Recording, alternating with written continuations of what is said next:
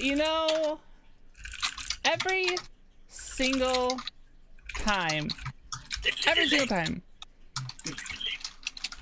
Is this a remix? You know you can't leave us alone. You've learned you can't leave us alone. You're aware of this. This is your fault. Wow, I don't even get to welcome everyone to the show, and I'm already like, oh, that was a great podcast, guys. Glad you're here. Well done. Speed run. Everyone, welcome to the Newbcast Podcast for the February, for the 24th of February. Words are hard. February 24th. February 24th. Same difference.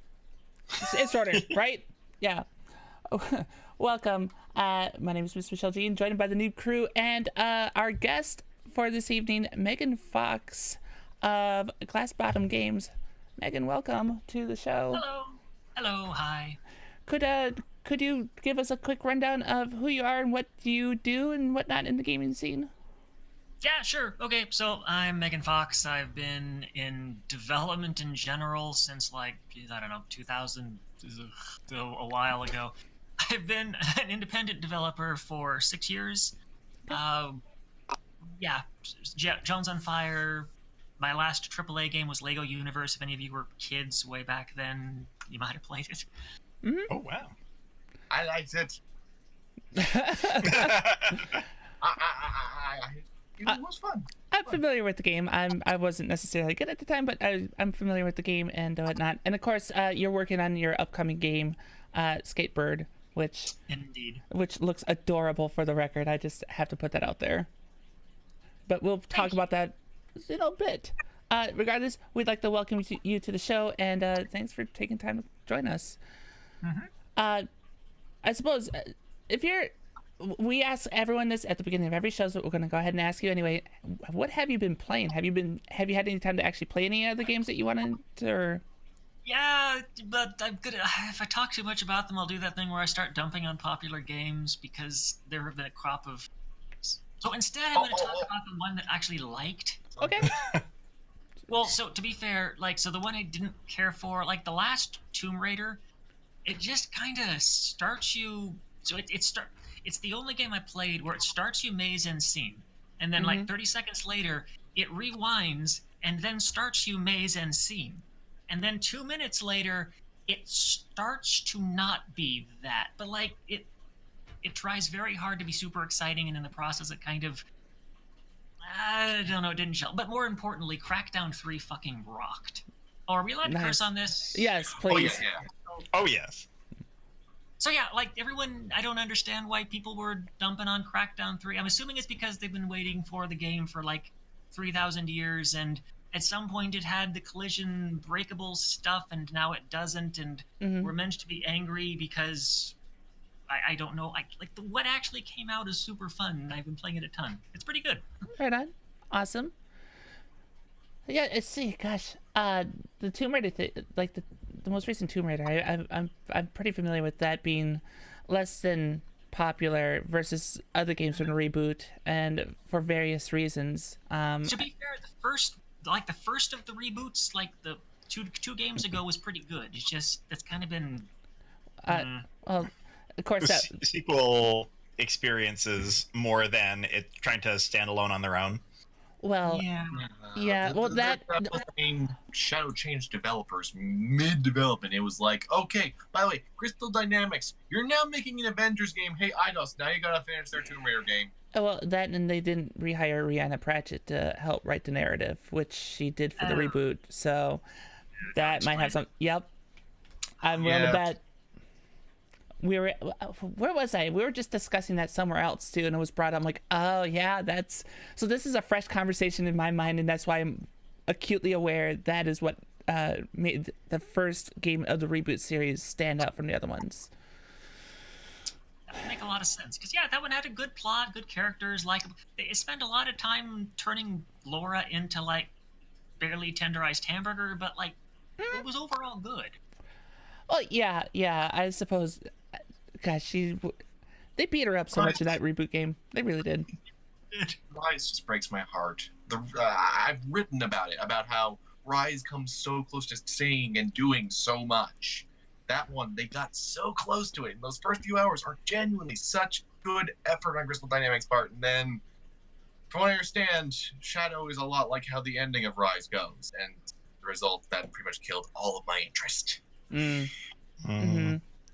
I was told to bail for Zone by everyone that played it, and I took their advice, and I didn't get very far into it. That makes So you took the better route, clearly. So yeah. Oh, another recent one that I can talk more favorably is Ashen was surprisingly good. Which one? You're so excited and there's no sound coming out. I'm trying to not speak over. It's yes, Ashen is amazing. It's a Souls-like that isn't soul crushing. Yes, it's the hopefulness and community at core. It's a Souls game that's saying together we're stronger. Together we can save the world. Not about ending the world but there's a little fire, which means we're supposed to be happy because maybe it'll suck less. It's Ashen basically starts where every other Souls game ends, and then you get to see the rebuilding process from the shithole, which is nice. And the AI companion bit, that's so nice too, having someone to actually just by default there to help you, and you can choose whether or not to have. There's some actual scalability to the difficulty. Yes! It's a Souls game that proves that Get Good is apparently not actually core to the Souls franchise. You can make a Souls game without the Get Good, which is important. Maybe it's something that I might actually enjoy then, because that's a thing about Souls that I really didn't like, and I got salty. I got really salty over that, so it's good to hear that. Yeah, I highly recommend trying it. So even if you're playing the classic Souls games, they had about your initial 4 hours experience. Your first Souls game was designed to be shit, and then you're meant to go online and bitch about it, and then your friends are meant to go, oh, it's okay, read the fact, then you'll understand it. And then you're meant to read a fact for 4 hours, and then you're meant to go back 8 hours later, restart your character, and then real Dark Souls starts here, and it's fun, which is cool if you've gotten past that 10-hour process. But wow, does it suck. Or the fact that you have to essentially pay a currency to play online with Souls games in general, and that currency is almost always limited or non-respawning or expensive, and people don't understand that playing Hollow is more important. It's there's a point is you don't have to figure out any of that in Ashen. You can just play with your friend by default. If you don't have a friend, it gives you an NPC friend who's really cool. It's just better. It is so much better. You even get a free revive. You're even given a free revive when you're first knocked down, which I think is also extremely critical. So it's not incredibly punishing the whole way through. Except for, at some point, if you play Ashen, and I highly recommend it, the first hour is kind of a misdirect where you think it's going to be Soulsy. Push through, it's a half hour to hour. After you get past that initial bit, it gets a lot better. And you'll also about 6 hours, 8 hours in, you'll go into a dungeon where you can't see shit. It's totally dark and shadowy. Look online for the exploit for how to totally cheat your ass past it. There's a shortcut you can use that skips the entire dungeon. And do that, because otherwise you'll probably hate the game at that point. But then it gets good again, so... Well, I suppose that's... If it comes up as a... I guess I'll have to check it out. What about you, Dizzle? How are you feeling about this sell of Ashen? I'm curious about it. I know I barely dabbled in Dark Souls in general, and it's I was not prepared for something tough as nails.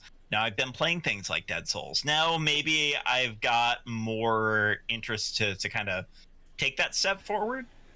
And I do like having a different environment for it. So I won't say that I'm going to go and immediately grab it after the podcast yet, but I'm listening. The super bonus of this is if you happen to have Game Pass, it's actually free on Game Pass already. He doesn't have Xbox, but yes, that is the nice thing, is that it's available for pretty much everyone. That's how I experienced it. It just feels like I think it was actually a really brilliant idea to make it be the first one that came out on Game Pass, because it's like a launch title for the platform. Yeah. In of itself. And Crackdown 3 also works really well as like a easy sell for Game Pass. Is it a game you're going to pay $60 for? Probably not. Is it a game that you're going to have a crap load of fun with for essentially free? Oh, yeah. Nice. Awesome. So, yes, clearly you've got quite a few games that you've been able to play and some enjoyed. Awesome. Well, again, welcome. Moving on to... I'm afraid to know if I'm going to get a red pill or a blue pill offering from you. Dizzy, welcome to the show. You can have them both. I won't force you to make either or decisions. What happens if you have both? We'll find out. Wow. How's it? I don't even. How's it going? What have you been playing? What's going on in your neck of the woods? It's going well. I've actually been a little late on streaming. I'm not ready to finish Final Fantasy VIII. I've determined, but have been playing a few other things. Definitely been getting myself back into Slay the Spire. It's a little weird now that I'm not getting weekly updates. It was amazing during the development process to see all of these different minor game changes happening week after week after week. And I definitely enjoyed that exploration. Now that it feels more like a finalized product that's getting like mods and additions that are separate from the core game, it's nice to see how it's all come together to make such a tight game. So definitely appreciating it for that. Hopefully I'll eventually get through these ascensions and get all the way to, I think it's 20 levels that they have now. Yeah, you have to beat the game 20 times per class in order to say that you've won it. That part's a little tedious. But Yeah. Yes. I mean, winning is just a matter of how you want to. Also, there's winning and then there's really winning. They've given you like a bonus win condition. So Sorry, my end, like everything just went. So I caught part of that. yeah, so the way that the game is made, if you are way ahead of the game, and it's a roguelike, so you go in and you make a lot of different decisions. Yeah. Some of the decisions that you make can be, hey, I know I'm going to go into something that is just unquestionably harder than what I normally would have to do at this period of time. Or I can get rid of something that may give myself a significant bonus later on. But if I do, I get part of this key that lets me defeat this special secret boss at the end.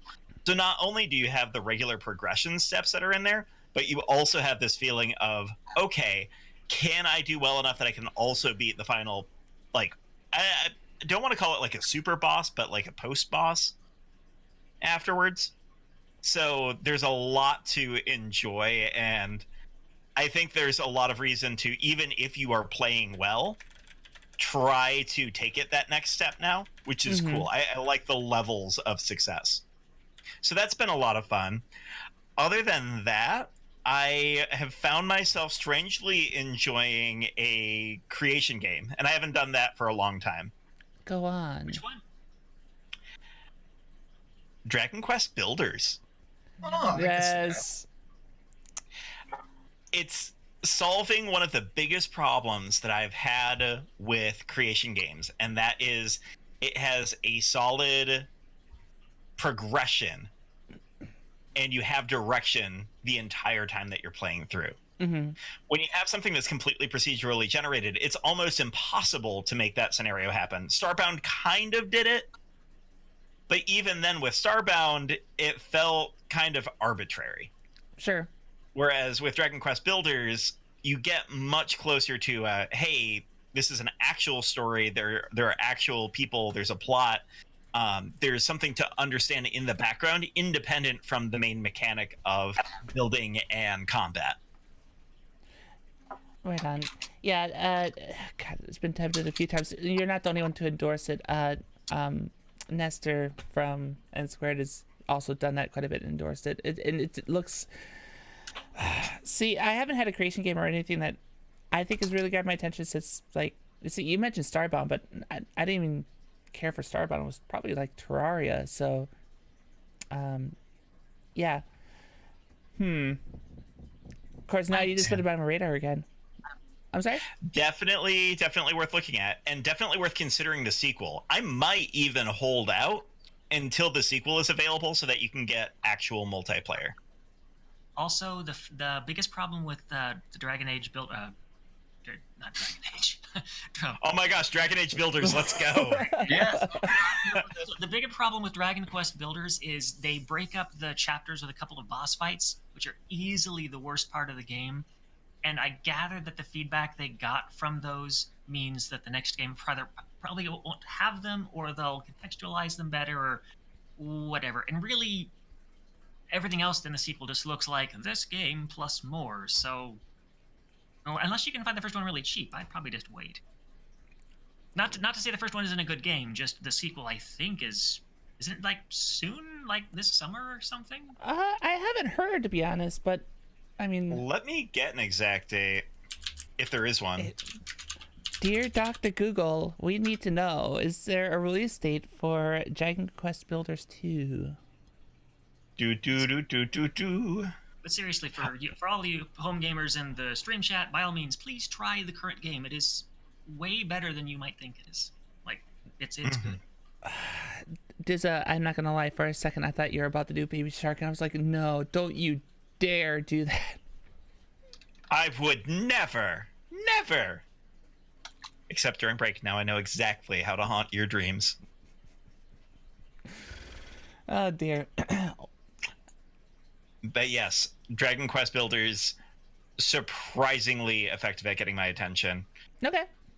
And I will probably spend another like 30 or 40 hours offline doing all of the craziness that you can do in that game. Definitely something I want to play when it comes out on release for the sequel. Sure. And we'll work that out. Yeah, I'm willing to bet it's going to be one of those games where it's like, yeah, it's coming soon. Soon is a relative term, right? I mean, there is a demo. Oh, that's something, I guess. That's a start.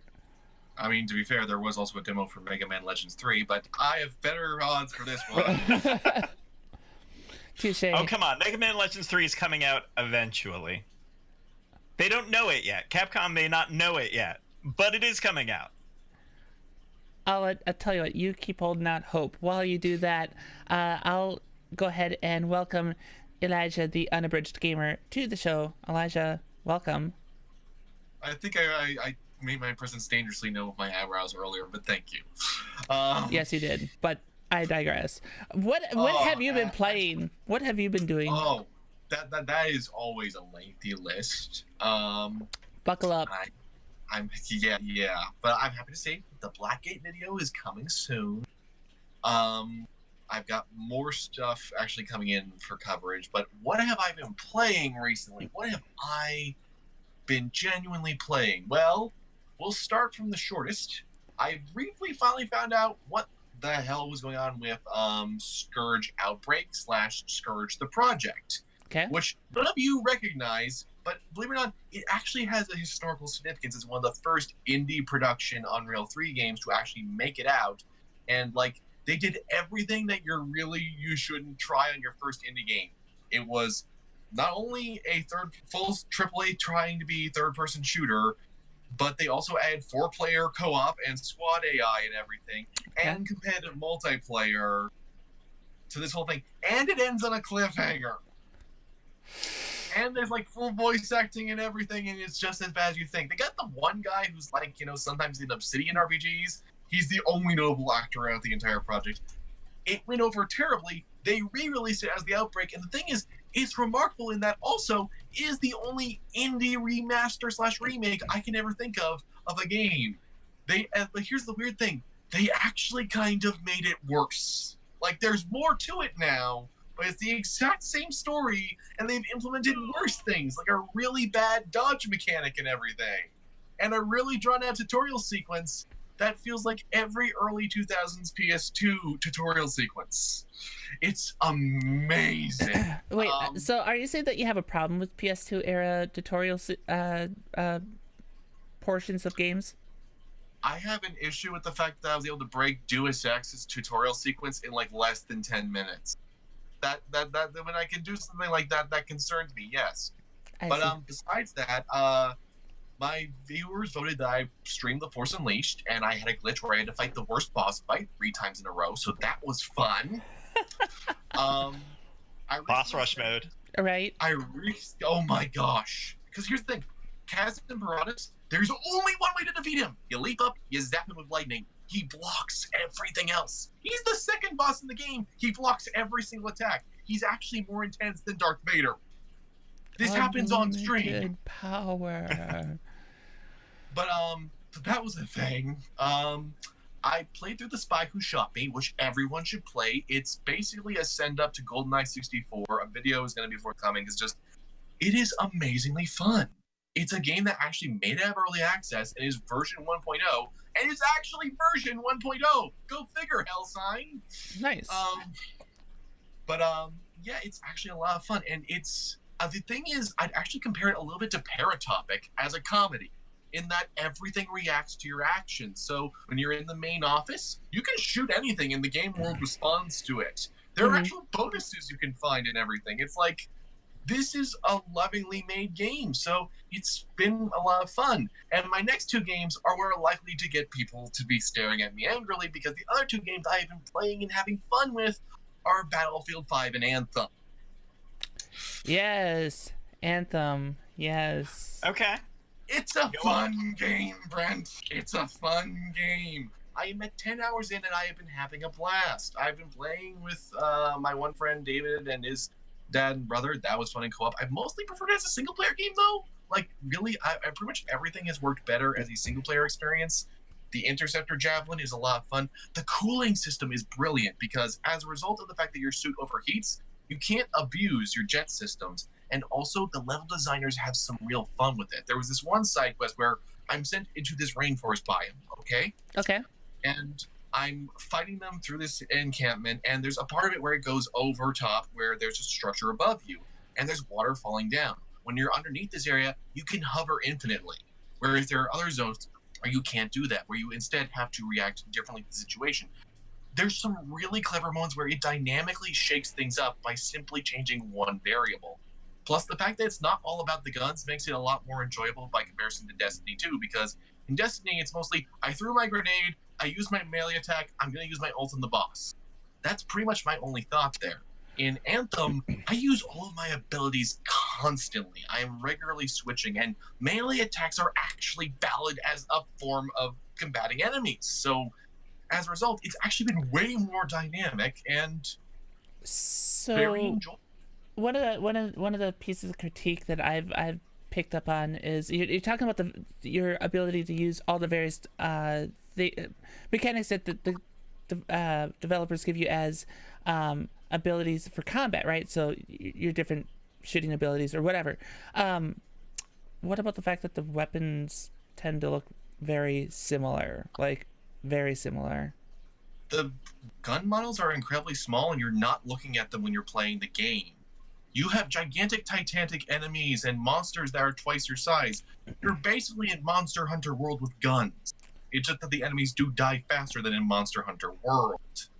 Which is probably to everyone's advantage. Yeah, and honestly, even the story hasn't really bothered me. There's a few characters that annoy me. There's this one spying guy who's a really annoying person, but like, Owen's fine, and I think actually why some of the characters rub people the wrong way is because they're written too authentically to what you expect. Like, Yarrow is this old guy who talks way too long about the good old days, and it's like, they nailed that to the point that he's annoying because he talks too much about the good old days and stuff like that.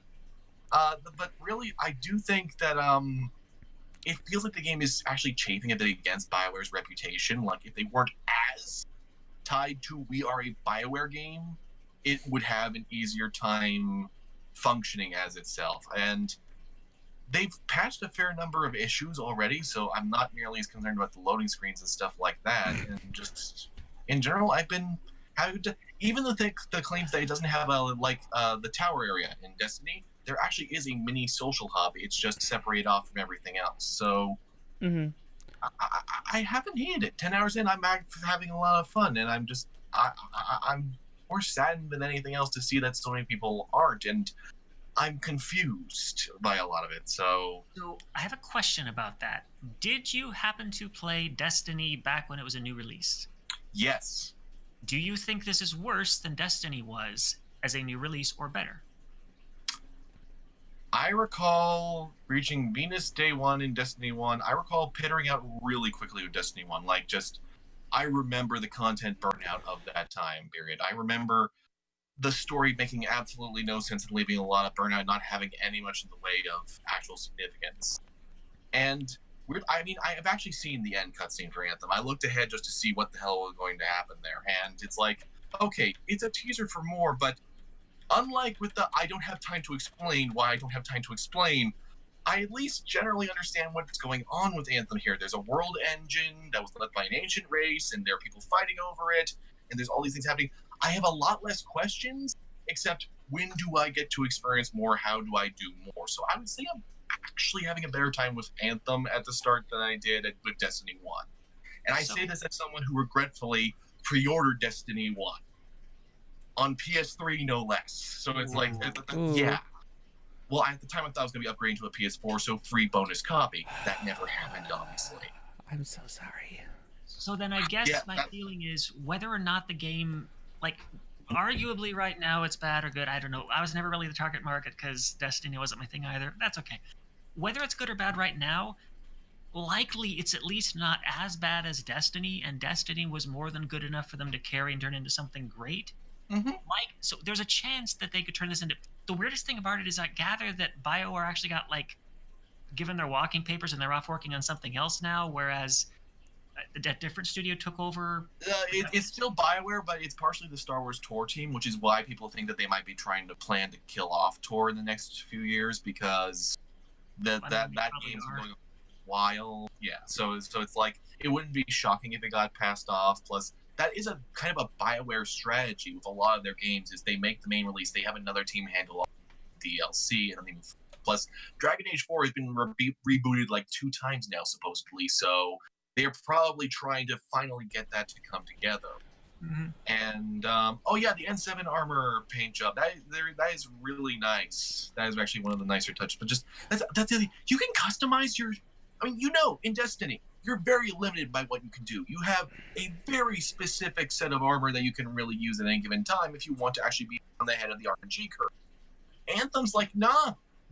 Your loadout, your abilities, that's what you're grinding for. The stuff that makes you kick ass, that's what you're working to improve. Whereas your look, that's purely cosmetic. And you can customize the colors to a ludicrous extent. My Interceptor looks like Lucio, and I think that's just perfect because I've always got her bouncing around everywhere, and just, it's really good. I've even been having good performance. I mean, understand, I'm running on medium settings, but I'm having a pretty solid frame rate. It's just that one neck of the town right before you get to your javelin that's always still laggy. I don't know why they kept that section of the town in, because clearly it's a bottleneck. Even when you have the graphics at the lowest settings, according to my friend, it comes down to a halt there. It's just a really weird thing that they should have just cut. But besides that, they've tried to address even issues like with the intro like that. So yeah, I don't get the hate. I enjoy it a lot, and I hope that they are able to turn it around, especially because, unlike Destiny, EA's whole mantra now is that they're not charging for post-launch DLC, so all the content should just come in. So I'm very curious to see how that is, because, I mean, as we're going to be touching on later, Battlefront 2 is still getting support, even though it had such a botched thing going on. So I'm really wondering. And speaking of support, so that I can wrap up my ramble, because I know I've been going on for a while here, did not mean to spontaneously review Anthem. Sorry, folks. But Battlefield 5 had a really great co-op mode. It is fantastic. I mean, picture Starbreeze's Syndicate co-op and then put it in the Battlefield 5 mold. So, earn progress for the competitive. There's 8 different missions you can go on. There's 3 different difficulty settings that vary things up. And you can use all of your class and unlocks from the multiplayer in that mode. And it all functions otherwise like a really good single-player component. You can even be stealthy. And you can choose how big your party is. I'm glad you're enjoying it, Sylvan. Oh, shit. We forgot to... Okay, sorry, there was another game we should probably be talking about. Apex Legends? Ooh. See, now when we get to what I've been playing, I can gladly talk about Apex Legends, because I suddenly put a lot of hours into that. Yes, that That has been a lot of fun. Miss Michelle Jean tried to I want to give you make it very clear here. I do like multiplayer and single player pretty equally. I will try pretty much every mode in every game. All right, I am probably one of the few people who even bothered with the challenge mode in BioShock 2. But I don't like battle royales, and I have to say, actually playing Apex, digging into it, it helped me understand why. A lot of the way that I play competitive shooters just does not work in it. I'm used to a match where you're going to have a few respawns. I'm used to experiencing something where it's not nearly as quick time to kill unless there's mechanisms in place to allow for it. Because even Battlefield 5, people were complaining about it being too fast to kill, but playing as a medic, I have saved so many people's asses. It is so easy to recover from pushes in that game. It is really good and flexible and dynamic. In Apex, you die, and it can be completely outside of your control, and you never know what your opponents are really going to have. And the pinging system is nice, but other games have actually had it. So other games have that, just not with the audio lines. I'm gonna jump in and say that I'm guessing that Megan actually had some input on the game as well, seeing as she's. So please. So you are not wrong about most of that, except that. Okay, so whenever I try to play, let's say Rainbow Six Siege, excellent game, amazing co-op, totally fucking unplayable for me because every time I log in, the other 3 or whatever team members are like these mega fucking bros, and there's the one 13-year-old that's talking about weed who's never tried weed, and like it is unfucking playable for me, and that's my experience in almost every online game. And if I open my mouth, I either get the female shit or the whoa, you sound like it. There's like, just pretend. I have to pretend voice just doesn't exist. In Apex, I can use the pinging system, which doesn't exist in any other battle royale game or most modern shooters in general. And I can use text to speech so that I don't have to listen to the 13-year-old who just wants to talk about weed. I just use text. I didn't see the text to speech, so that is good. That said, there is actually one other game I know of that has the exact same pinging system. Do you want to know what one it is? Can you guess? Which one? Battleborn. Battleborn has the exact same. You can ping pretty much any enemy, any objective. I also liked Battleborn. Thank you. Someone who gets it. You just vindicated him, made him feel so much better because we give him such a hard time about that. Doubting me. It is so much fun. Battleborn is fun, and I'm really sad that it like lost to Overwatch because the two games are separate. I mean, I will be the first to say that Battleborn has huge problems, like I'm not really into the League of Legends. You level up and then you lose your levels and then you level up again, and the choices you're making mean almost nothing unless you've played the game 3,000 hours to know what the difference between 5% and 3% on this one thing is. But still, the characters are really cool. The basic gameplay is really fun. The single player is total garbage that they probably just shouldn't have had in the game. I played the extra missions they released after launch. I think I only played it at launch, or wasn't there a public test or something? I forget if there was a public test, but the Atticus and the Rebellion and the other ones, they really actually managed to make it come together there. They made it very replayable. There's multiple dialogue. They have 5 different dialogue tracks that can come up and variable side objectives. And they made it shorter. That was always my primary issue with the series.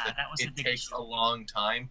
Now it feels less like you're choosing to play an MMO raid, more like you're playing Strike in Destiny. Oh, okay, that would have helped too. But yeah, no, Battleborn was good, and Battleborn had pinging. But still, of the current crop, Apex Legends has the systems I need to be able to play online without steeping in the 13-year-old and the Mega Bro and the etc. Which is nice. You know what else about Apex Legends I think I enjoyed about it as a Battle Royale game is that when I shot and almost killed someone, they didn't turn into a 6-story building. I enjoyed that quite a bit too. There is nothing wrong with becoming a building, okay? Oh, really now? Many of my best friends identify as buildings. There's nothing wrong with being a building, but I do... Yeah, it was a little silly. I really enjoyed the flow of Fortnite, of you get shot and then you throw up a 3-story building just in case because you're not sure which direction they were coming from. It's funny, but it's also, as a shooter, kind of going at right angles to what you'd expect a shooter to be. So I don't know. I think Apex is probably. I don't think Apex is going to win so much as establish its own tentpole thing, and then the two of them will happily coexist. Mm-hmm. I just want other games to copy pretty much everything except the Battle Royale aspect, because that's the thing. If you give me Apex as a co-op game, or as a more traditional PvP game, I will play the shit out of that because I love Respawn. I love Titanfall. Titanfall is one of the best games out there that almost no one plays. Titanfall also has a totally awful community if you go near it and you're not. Yeah. The way the game handles and whatnot, though, I would agree. I mean, if there were other game modes, I would definitely play them. But as a battle royale game, it's definitely one of two battle royale games in the most recent times that I've enjoyed.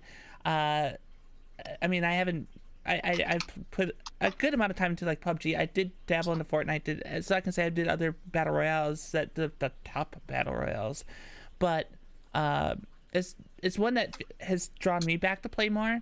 And I think part of it's opinion. Part of it, what Megan was talking about, is I don't need to talk to those people. I don't need to talk to anyone. I have the incoming voice turned down. I don't need to hear them. And everything I get is from pings, which is great, and I appreciate that a bit. I also like that. I like the hero aspect, right? It's like a foundation that they can build on in the in that particular franchise and do more with. So there's a lot of potential there, and room for expansion in that game and even that universe overall. And I think it says something that as a shooting battle royale, I've actually gone back and enjoyed one, because we talked about this in the last show. The other battle royale game I've enjoyed a lot is Tetris 99. I have no idea how that works, but honestly, I'm not gonna lie, 99 actually looks, out of all the ones I've seen, it actually does look like it's the most fun, because it's basically just, it looks like it's online Jenga. It's online Tetris, but you know, the only thing about it is T-spins. Why T-spins? Why so much T-spins? I don't get it. So what have you been playing, Miss Michelle G? Well, I'm glad you asked. Apex Legends. Yeah, it's really been. We've done a ton of Elite Dangerous and blowing up space rocks, which has been interesting. It's again, that's a game that has so many different options for the way to play, and of course that community just had the huge like world-breaking rescue yesterday for a person that was stranded since November. Dude, they rescued him. They actually it worked. Yeah, they got to him yesterday. Yep. Nice. Oh wow. Yep. Yesterday afternoon, 3 p.m. Central, they arrived. They were able to get the fuel delivered and back, and there was a party of commanders waiting for the return, and there were screenshots and everything galore. That's nice. Yeah, so that happened. That was a big thing. Of course, I was halfway across the galaxy blowing up space rocks. Well, But that's why we have the internet. Right, exactly. We had greats. I mean, he was there. He got to host most of that, so I just went and hung out in his channel. So yeah, Elite, Apex, and Tetris 99 has really been the big things I've been playing. So, I mean, there are games on the horizon I definitely want to check out, but they're not out yet. So, between some of the other stuff that's going on behind the scenes right now and what I'm working on, it's kind of eating up the rest of my time. So I haven't been able to do anything else. I'm excited to see what this is about, especially because you're being awfully tight-lipped. Yes. It's nothing too exciting, but yeah. Uh-huh. Yeah. Listening. Well, needless to say, our attention is peaked right now. Okay. Good deal. You promised I'm glad to more hear so, it. So if you want to put any secret codes in the words that you use, we'll double check for, every single first letter or every single last letter, or maybe syllable counts for letters. I don't know. This isn't a haiku. Come on now. This isn't Gravity Falls you're preparing for here, bud. It could be a haiku. It could be a haiku. Yeah, no. We'll cross that bridge when we get there. Should we maybe talk a little bit about some of the news headlines that we've seen? I guess that's something that we do sometimes. The fact that Bowser is now the CEO of Nintendo. Dun, dun, dun, dun. Okay, yes. So I hope everybody got a chance to see the image of Doug Bowser in his office, thanking everybody for his warm welcome. He has a wonderful poster, and if you look to, let's see, I think it's behind his right shoulder, you'll see Mario and Luigi wrapped up in a GameCube controller cable. How did I not notice that? What? Is that really oh my god, I need to go back and look for that. Dead serious. Please someone throw it in the chat, whoever has seen this, because I promise you it's out there. But yes, you can definitely see that in Doug Bowser's office. That is the way he introduced himself to all of his American audience. Absolutely wonderful.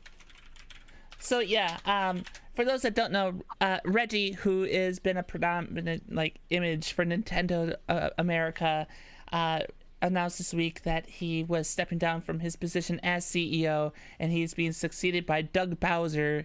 Yes, that is his real name. Yes, the internet did go nuts with that. Normally we wouldn't talk too at length at a CEO turnover, that is very corporate-y, but I feel like Reggie's worth mentioning because he has been such a predominant image. He's been the face of Nintendo for years, and he's easily associated with the branding. He's done a lot for it here in the United States, so yeah, I thought it was worth bringing up. He helped shape a lot of things, and even he himself has been kind of on a journey, because when he first started, he literally used the phrase "kick ass," and he actually used that a few times. He came in really hardcore at the start, and then he kind of pulled it back a little bit, kind of found a happy medium, and then he just, was like, he became the meme that he needed to be for Nintendo of America. Hold on, I think I got an image. I don't know if I can do this. Keep going. But see what he did. What system was he involved a lot with? The Wii, of course. I mean, on the United States side, and marketing that. So, oh yeah, there's that image. Let's see if I can figure out how to get this up quick. Live to the hostage footage. I think my favorite part of Doug Bowser is they probably won't refer to him as Doug Bowser. They'll probably try and brand him as Doug. So they're going to have a spokesperson with the last name Bowser, and they never actually mention the fact that his last name is Bowser. He'll just be Doug, he'll be the secret Bowser, which just blows my mind. He's the secret boss? Yeah, how do you accidentally have a spokesperson who happens to have the last name Bowser, who you never actually mentioned? It's maybe they'll actually call him Doug Bowser, and all of his branding will be Doug Bowser, but that would be I can't see it. I bet it's just Doug. It's interesting. Yeah, part of me wants to think that they would run with it, but I suspect that you're absolutely right, because only because Bowser is an antagonist, right? They probably wouldn't want to associate that with their new CEO. I just can't see that. It's not always antagonistic. There are times when Bowser has been the hero, so... Super Mario RPG. Bowser's Inside Story. Yeah. And depending on how you look at it, Mario Kart. Okay. It's hard to say there are any heroes in Mario Kart. Nobody truly wins. Yeah, no one in a game of Mario Kart. They really don't. Here we go. So this is the image that we were talking about. If you look at the screen, I did not realize that looking at it now that Dude, It's so perfect. wow. And so many Goombas hiding out as well. And the little kid and the skeleton. You get Oh, yeah. Bowser Jr. And none of them are Yep. tied up. Nope. They're middle management. Oh, I love it. Maybe their middle management coming up through Nintendo. I think I see this as a new era for sure. yes. I think while it is important to mention that Reggie did step down, he did do a lot. I think Doug's successes should not be overlooked because he was highly involved with the marketing of the Nintendo Switch in the United States, which has been arguably a very successful system. Would we? Yeah. Oh, Unquestionably. I won't even say arguably. Yeah, I think that unequivocally they did an amazing job at launch. I think I think last year has been kind of a lull year. Towards the end, they got a lot of attention. It was good. But 2017 was the year of Nintendo. 100%. And I bet this year they come out with some kind of. I'm guessing they're going to try and unify their lines. They're going to come out with like the Switch Mini or whatever they end up calling it, and that'll give them another swell. And then finally, we'll be able to play the B-list portable games, but also on the home console if we want, which will be so nice. I really want, because the thing is, it's been rumored heavily that at one point they almost made 3DS games playable on Wii U through an add-on, and it's just like, give us that for Switch. You could do that. I mean, I understand some games it would be harder, but they have the vertical mount option now, so you can actually emulate both screens. They even did that with the Wii U gamepad for old DS, so come on, Nintendo. Deepen that library just a little bit. Oh, I could finally play the one Zelda with the stained glass that I never actually got to. And finally, everyone could finally play yeah. Kid Icarus, the Nintendo shooter that apparently is very good, but no one can play because it makes their hands cramp on a 3DS. Yeah. Fair. See, I just want to see some of the other, like, you're talking about some of the ports. I just want to see, like, streamlined franchises that could make their way to the Switch still. Like, I still want to see the actual, like, mainstream Pokemon games show up on the Switch because that is going to look gorgeous. And Let's Go has proven that. I'm curious to see how the ship will be steered by Doug though at Nintendo America, because I think it's worth pointing out too that Nintendo of America and some of the decisions that Nintendo America does doesn't always line up with the Japanese portion of the company, as like his agreeing with or working with like social media influencers and whatnot, which hasn't always been a bright spot for Nintendo and that community. So it'll be interesting. By the way, speaking of bright spots, how are we doing over there? I can at least my phone will still be working, but I gotta get my computer shut down. This is big. Yes, Powerbox, I hear you. The charming voice of being YouTube. This is the literal opposite of a bright spot. Welcome to live streaming, everyone. Hi. In the middle of a blizzard. Oh my gosh, can we have spooky stories? Immediately after talking about Bowser, I think we need some spooky stories. Oh I'm gonna turn on my light just so that I offset his lack of. Everything is fine here. Everything is fine.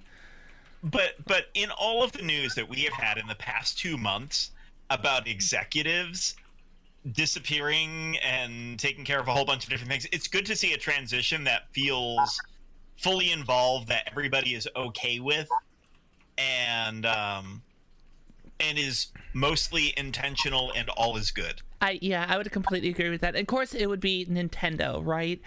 It would be Nintendo that we celebrate the success of a career and someone stepping down. And I'm just watching this. This is amazing. And so that, and not only that, but the incoming CEO is like that was even positive, which oh, that's not going to be good. Don't put that on there yet. Wait, this isn't really a horror movie. Isn't there a horror movie about streamers where one of the pictures goes black and then creepy shit I starts? don't know what's going on. Maybe. So it's partial? Hopefully we're not in it yet. Okay, well, the good news is it might be only a partial power outage because my mom's tablet is fine. And actually, yeah, our internet didn't go out. Our internet What? didn't go out. And her search protector always goes out. I'm sorry, I realize. Not gaming topics, not tuned in for. like some of the plugs in the house. Understand, this house is like 100 years old. And on top of that, we're on a block that always goes out when the rest of the town is fine. So basically, this is actually that movie. I'm Yeah, not it sure is. what You're you're in the creepy referring to. house. So just this is a thing. This is a thing. This is the Newbcast After Dark. And I have to hold it this way, not because I'm trying to be creepy, but because this is the only way I can freaking well hold it. But yeah, let me see here. Hold on. Let me No, if it's gonna be after dark, I need the glasses back on. Plus, I don't have to stare down Elijah again, so that's fine. there's your graphic effect. So, Mish, take it away. Right. Well, yes, Reggie and his successes and what he's done, and Yes. and Doug coming in is a thing. And again, I think closing out on the topic though, I think it's interesting that it is Nintendo that we are able to look at the C-level employees and just not get frustrated and disgusted with how they're acting within the industry, and we appreciate what they've done, which is That's just getting spookier and spookier. it is. You know what I think? I think Oh, come on. Also, everyone say hello. Oh my gosh. Yeah, fuck. This couldn't be more amazing. I feel so sorry for whoever listens to this on iTunes because they're gonna have no idea what the hell is going on. Not a clue. Let's keep it rolling, folks. I'm gonna need to conserve at least some battery power depending on how long it takes. You know, honestly, Elijah, this is gonna turn into a film found type stream at this point. Watch out for that behind you. And There's not really much anything scarier than me in this. So wait, you're telling me that you started this whole thing? Probably. Oh my gosh, this is a nice take. This is a nice take on this genre. There I actually like is a film this. that does that. There's one that basically does a documentary about Jason Wannabe. It was a thing that happened a while back. I never watched it. Like I said, I can do horror about anything except for actual film. For some reason, live action film bothers me. But anyway.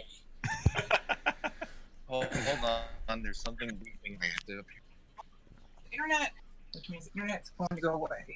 So So, yeah, Nintendo going well. yes, Other companies Nintendo's going not well. so well, right.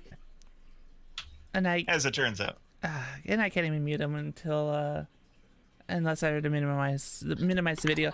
I think we covered that well. I think one other thing that we kind of want to talk about, since we're talking about the positive aspects of stuff that's been happening on the corporate side of the gaming industry, which is weird that I have to say this, but there's a situation where EA has the moral high ground. Which, Wait a second. Spookiest thing. yeah, That's Actually, possible. I'm the one who introduced this topic, so just everyone listen to the tale of GG Manlive. Excuse me, GGG, because the extra G somehow means something. But yeah. Long story short, there's a YouTuber by the name of GGG Manlives, and he reviews lots of shooters. And he's in the EA partners program. And he made it out like they were blacklisting him because he gave a negative review of Anthem. But the reality is, he didn't mark his video properly with the right formatting. Never mind that they are paying him to review their game, which is true enough on their own, but the thing is, all they wanted was for him to fix something, but he went to social media and started a firestorm against them because they dared to suggest that he marked it wrong. Because... So, there's some people that take the stance that that EA has filed for this takedown notice because he banned Anthem, right? Like, he did not give it a good review, whereas EA is saying no. Man Lives did not properly disclose that he was being paid by EA. It was a sponsored video, and he wasn't disclosing that properly, and that's why they are issuing the takedown notice. So, morally speaking, in this situation, it hurts. I cannot tell you how much it hurts to say that EA is right. I could present you with an opportunity to question what EA is doing still, and I don't know whether or not this is the case. So somebody could do this investigation and explore it. I haven't. But imagine if there are other circumstances that are similar to this, where somebody did not accurately flag their video and it was a positive review and EA let it continue. Right. If there were scenarios like that out there, then EA could potentially be in a very weird spot. Well, It might need a battery. you know what? Hold on, guys. We're just gonna do this just quick. We're not actually taking the break. I'm just doing this so I can properly fix this situation until he's situated. Sorry, I'm so sorry. I'm just gonna put you on a quiet for a few minutes, okay? It's an emergency situation. We get that those things happen sometimes. Sometimes there are blizzards. They are, yeah. I mean, I'm from Minnesota. I get it. I can looking outside and seeing. I live in a 3rd-story building, and the snow is so high that I feel like I could jump off my balcony and just go poof into the snow and be fine. Yeah, I mean, I can't find a copy of Snowboard Kids to save my life, so this sounds like a great alternative. Right? It's more short term, but so. When he gets back, I'm sure he's going to have thoughts and statements to put on it. But what it really comes down to is, so as far as like the whole situation, did EA do right by issuing the takedown? Yes. Should they be paying people to do reviews in the first place? Oh, hell no. Absolutely not. You should, look, but if it's going to be done. If it's going to be done, that's fine, but it's got to be it's got to be properly flagged as a sponsored video. But if I was going to be looking for a review on any game, I would not be looking for a game where the publisher paid that reviewer for a game. That's different from like a game dev or a publisher giving a individual, giving them like a press copy, right? That's within the realms. That's totally legit. But paying a reviewer, how does that not scream biased in the first place? Well, the interesting part is because of this exact circumstance, the fact that EA is saying, hey, it's not because it's a bad review. Like, they're saying, if this were a bad review, that's fine. Yep. Post it. Gives them some relevance on that. And it's kind of, you'll never really know is the problem. So I don't want to take this one example of EA doing right to be like, hey, this is perfect. Everybody should do this. You can get paid by whatever company to review things, and that's great. That's probably still not a good idea, but at least in this one circumstance, we have some hope. As a developer, recently I was contacted by some random lower, like his YouTube channel is fine. It's not like a big one. It's like 48,000 subscribers. I think it's kind of that decent channel, but not really big. He wanted me to pay him to do a video or something like that. That was his opening offer. Would you like to sponsor me? And then when I said we don't pay for coverage, he immediately blocked me, which was entertaining. So, like, this is a thing that has existed in game dev for... This is not the first time.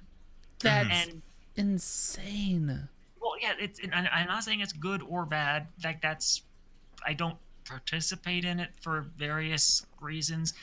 But what I can say is that, okay, so EA theoretically has the high ground, because what they were saying is, well, you are, of course, welcome to make a negative review. We just want you to market correctly.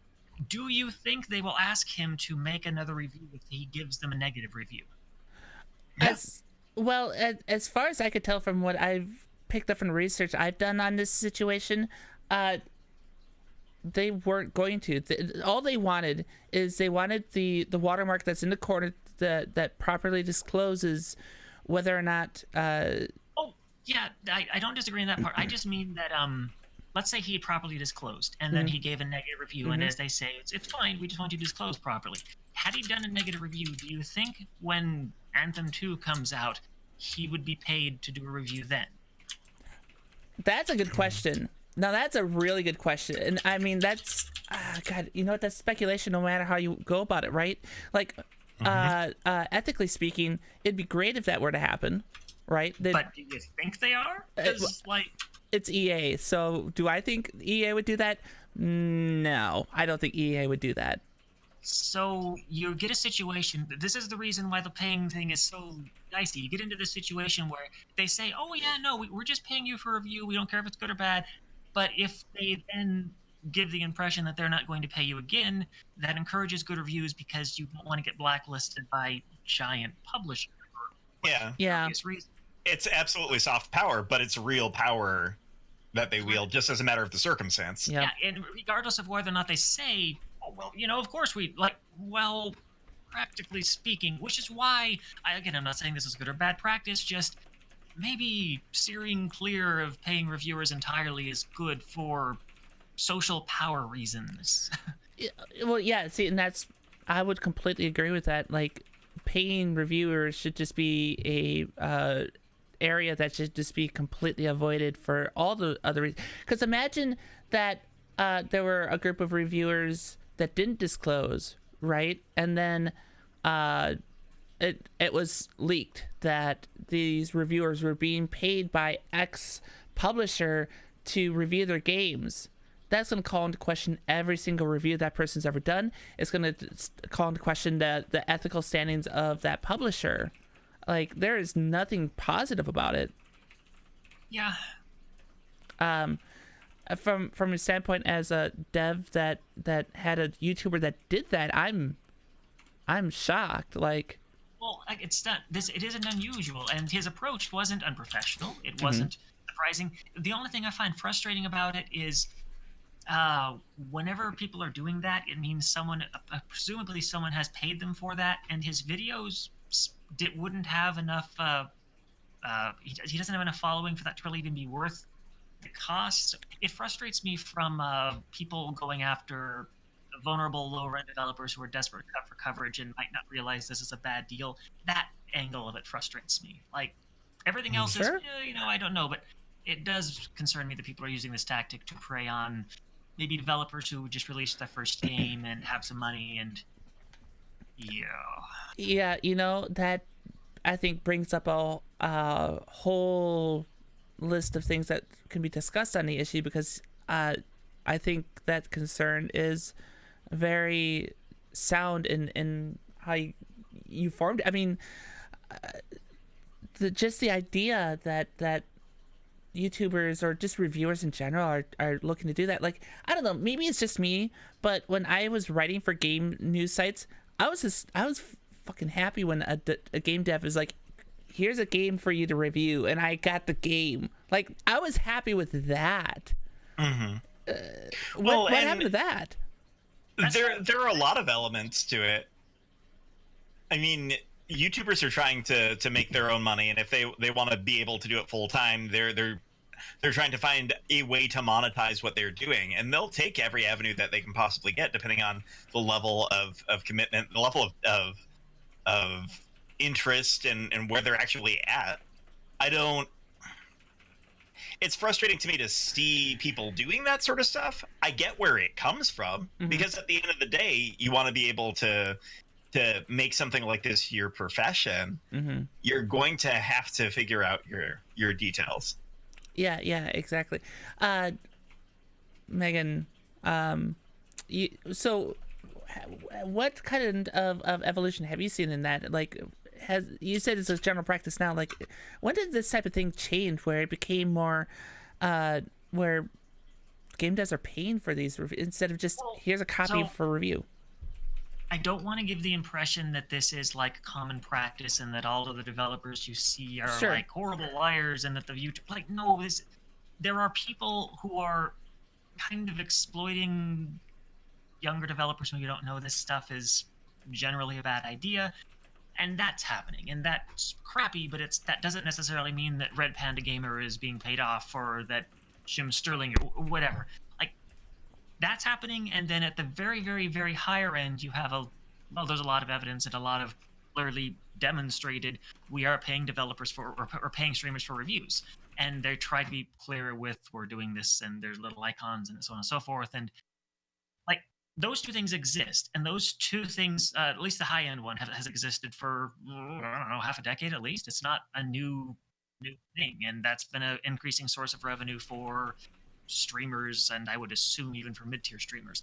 The lower end exploiting thing, I want to say, is pretty recent. Like, for the longest time, it wasn't that they would be prey on younger developers by saying, "We'll do a video for your game for money." They would say, "Oh, we'll give you a site takeover for this amount of money." No, it's good ad spend. No, it's a terrible ad spend. The site takeovers, even on Rock Paper Shotgun, were only good for a little while, and then they got very bad. And these were much, much lower tier sites doing this. Or they'd say, "Oh, we'll give you a favorable review," or "We'll put you on a curator on Steam for money." Or like, there's just been a gradual evolution from that to video now. So that's not really also new. It's just kind of always been there. It's just you don't usually talk about it because, for the same reason you don't bother talking about any other bottom feeding tactic that's immoral and gross. Sure. Well, see, and that's why I don't know if this was something that just kind of evolved from the idea that publishers and game devs paid these reviewers not necessarily to review, but just to make content around a game, right? So like great example, and we're talking larger scale here, right? But at the time of Legacy of the Void, when that was about to launch, Blizzard paid Jesse Cox and Total Biscuit to do content for Legacy of the Void, right? But it wasn't a review. They were talking about the game, but they didn't review it, and of course they disclosed that they got paid to play that. I don't think that is necessarily bad, because from a developer standpoint, that's advertisement. Do you agree with that? Well, yeah, that's paid advertisement. It's got all the upsides and downsides of paid ad. Sure. Yeah. Right. And then it gives the content creators an avenue to create content, have a way to be able to go about creating that content. Yes. I should jump in here. There was a comment in the chat from Hipponomus. Yes, all the time, especially with AAA. Look, all the real critics on YouTube, they have to buy their own games because they're relentless. No, that is not the case. Like, I get that there's this underground feeling that everyone is paid off on YouTube and, all of them are lying. No, most reviewers, you just give them a copy and they go, "Oh, cool, a copy." And then they play the game, and especially with indies, often they will take that excuse to shit all over you because they probably don't want to piss off the higher end games because they want to stay on the good graces. And there are some streamers that don't really mean to, but they take indies as a chance to kind of let loose with some steam because finally they can have some fun with it.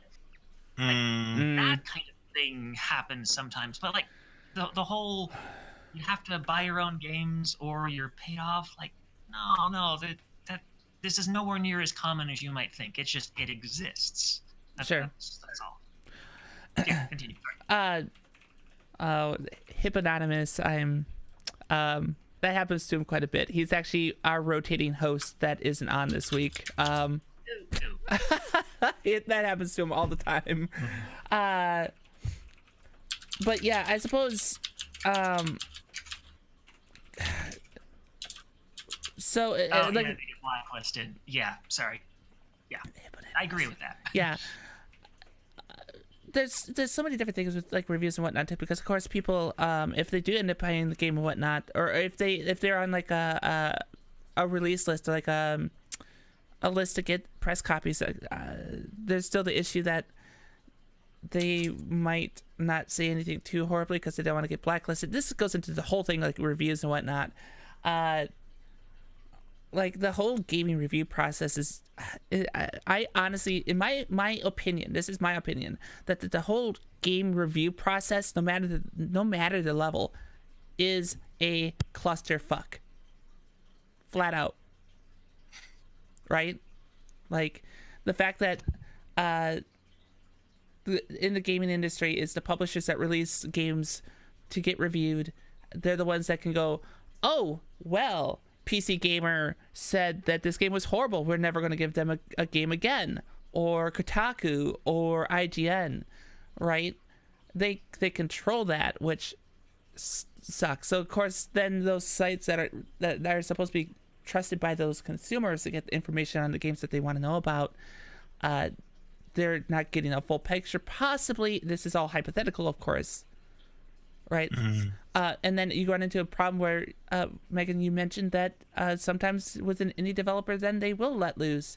And then the indie devs and the games that they create are unfairly portrayed because... No, it's not that they're unfairly portrayed. It's that maybe they use kid gloves with the AAA because they don't want to get blacklisted. Whereas with indies, well, we can't really blacklist them, and they don't really care if we do. So they're just going to give an honest review, which is sometimes good and sometimes painful, but it will generally not be as edited for meanness as they might do with a larger publisher that they would rather not piss off. But so the larger publisher is unfairly more reasonable than it should be as a result. Yeah. Kinda, yeah, I think that's kind of the messages that I was trying to get to is, it's not that it's unfairly, it's relatively speaking, it's a natural advantage that takes place as a result of the size and breadth of what that developer does. I mean, it's kind of that way with anything that you review in real life. If you're going in, I mean, if you have the proper funding, you take a look at the New York Times and their reviews of movies and such, like, they're properly funded. It's going to be fine no matter what, because at the end of the day, that person's still getting paid for it. If you get the convenience, if you have the stability, then it's not a matter. But once there is a sense of instability from it, then there's going to be a natural advantage, and that's just the way of it.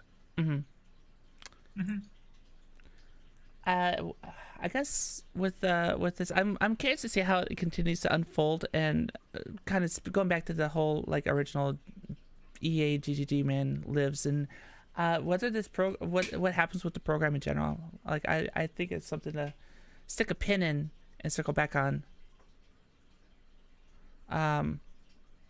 Yeah, that's kind of what I think. I don't know. Do either of you have final thoughts on it? No. Great. I'm good. Well, I think what we're going to do then is we're going to go ahead and take our break. So for folks that are here, go ahead, get up, move around, take a stretch, grab a drink. Don't go too far, though. We'll be back, hopefully, with the Unabridged Gamer just in a few minutes. I'll stop casting Blizzard, okay?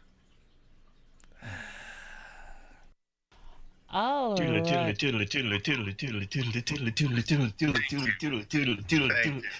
got to do it. Somebody's got to do it. Oh, yes. And I say to you, hello, everybody. Can I just say, fuck Mother Nature right now. She is really not working on my schedule. Right. Welcome back to the Newbcast Podcast.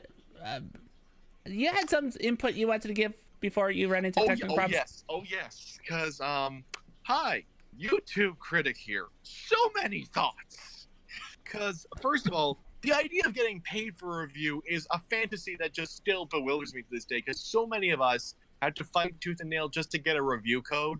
I'm serious here. Indies are the only ones who are nice to us about this. Everybody else, it's luck of the draw or you aren't pulling in enough. Like, I can't tell you how many sites I've worked for where we might be having hundreds of thousands of people looking at our stuff, and EA still says that's not enough. It is a nightmare. You are basically climbing uphill in the mud, and this guy is complaining because he got his formatting wrong, and EA said, fix it. Oh, I weep with the smallest violin humanly possible. Just, oh my gosh, the indignity. It's like, you're kidding me, right? You're joking. This is not a problem. I've had to redo videos because of a formatting issue or something like that. Oh my gosh.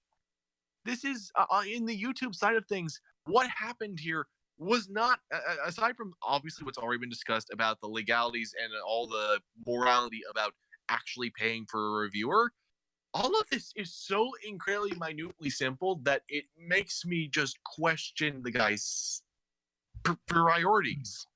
Because I'm sure it drew a lot of attention to his video, and I really am kind of wondering if that was the actual intention. Because as soon as everybody was hearing about how, oh, he didn't like Anthem, and everybody has been on the fuck EA, fuck Anthem train, that really must have helped those views. I'm sure that gave just a completely coincidental boost to his hit count. It just... Is it worth burning EA over, though? Because, like, if they were paying him, they're probably not going to pay him now. He doesn't strike me. I understand, I've watched his content in the past. He's done some good stuff, but he doesn't seem that cautious. He's used the term SJW unironically. Yes. Yeah, that disappointed me too when he started doing that. But just the main thing is, a lot of us on the YouTube critic side of things, we're just trying to get a point where our voice can be heard and we can produce the content we want to produce. That is seriously the goal of so many of them. Because like Elder Geek was a website and YouTube channel combined. It took till near the end of the site really being a thing for them to reach the point where they were making even. It is not a financially viable thing to do games coverage. It's a reason a lot of us had to do it as a hobby, because if you did it just professionally, you're at a deficit for such a long time. And the YouTube rules for what you can and cannot feature in your video is just so gnarly that, yeah, I can understand being excited at the prospect of being sponsored and getting things outside of things. I had to have a Patreon because if I want to have audio from the game or music from the game or anything playing in my videos, I basically have to give up any hope of monetization. It is an exceptional racket that you basically have to put up with because there's no alternative right now. So it's just, out of all of the things that that could be being discussed about YouTube criticism, the fact that he's bringing this up as the biggest problem, I think that's what really irks me the most, because in the grand scheme of things, it's a footnote, and yeah, there's a high potential that EA might not consider him again, though there's some who have gotten off scot-free, who are perfectly fine. There's just nothing has affected them, so I'd wait and see. He might still, if there's an Anthem 2, he might still get a copy of it, just simply because he has enough of a following. Because the thing is, there are people who will go by the, even if it's bad press, it's press, and it gets more people looking at it and considering our thing. So it's not as certain as I would like it to be, and just one more time, I have the smallest violin for this. It just, my gosh, I would love to have received a copy of Anthem. A lot of us actually have to use the Origin Premiere thing to get in early these days. That's something that people don't really realize. All those early access programs for stuff to get in, part of the reason that's so prominent is because streaming became a thing, because YouTube became a thing, because it's an alternative to getting an early review code, and it increases their profit margins. So that is very much a thing. And just, I really hope we can work it out. So many creators on YouTube are still very much novices to this. Many of them did not start out in traditional games journalism. A lot of them just started talking in front of a camera, and there's going to be a lot of growing pains because of that. It's going to be a serious issue, and we've already talked previously about how some people like Schreier don't actually treat YouTube content creators as a serious thing, as if they actually have something to say. So I'm going to say right now, we're going to see more stories like this in the future. I know it's going to happen a lot more in the future. And I want to also say, because I was listening while you were talking about someone asking you to pay money for coverage. I for one, I am very sorry, Megan. People like that make it harder for the rest of us to actually ask for review codes. And they drive us nuts. And yeah, no one should be basically holding coverage hostage. It should not be held hostage. It's your job. It's what you're doing. It's your subject matter. If you're gatekeeping it, you're not going to have content. So if there's anyone out there listening who's thinking about doing YouTube and they're thinking that they can demand money for your coverage, no, Jose, that's not how it works. That really isn't. So, yes, I am very perturbed, and now I am throwing the world's smallest violin at this Dunkov. And unfortunately, because I don't know when our power is going to be coming back, I'm going to be heading out. So you can find me on the Unabridged Gamer on YouTube and on Twitch. And keep listening to these lovely people. They are very nice. They're very delightful. Talk up all the chat and have lots of fun. I will be here in the future, and yeah, we're going to be talking about a lot of weird license tying games on the channel. And with that, I think it best I say I do. So thank you all for having me. Cheers. Absolutely. I definitely hope that that he survives out there. He's going out into the cold, right? Like Horizon Zero Dawn style. You're bugging out. Have a good night, everybody. Good luck. And then there were 3. Yes. This is totally the horror movie. We've lost 1 streamer. There's 3 to go. Uh-oh.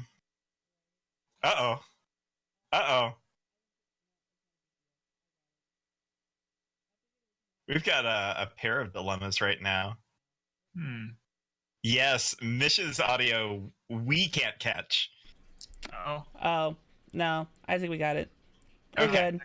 We're good. So, yeah, I had no idea how the various videos were going to look once he disconnected. So, yeah, we wish the Unabridged Gamer the best of luck out there with that weather. The weather just sucks. It's interesting hearing his last 2 cents on that particular topic, too. Yeah. I think we'll just nail that coffin shut with his last nail. I could tell he wanted to say that the entire time, though. Yeah, I think so. And as we kept, because that is such a deep rabbit hole, right? That whole topic is such a freaking deep rabbit hole. Like, it just added to the amount of stuff that he wanted to talk about. It was like a pop bottle that was being shaken up to be cracked open. And then immediately added Mentos in. Yes. So the last gaming topic that I have, it's actually a follow-up and a continuation from last week. We last week talked about the rumors that Activision-Blizzard was going to lay off some number of their staff.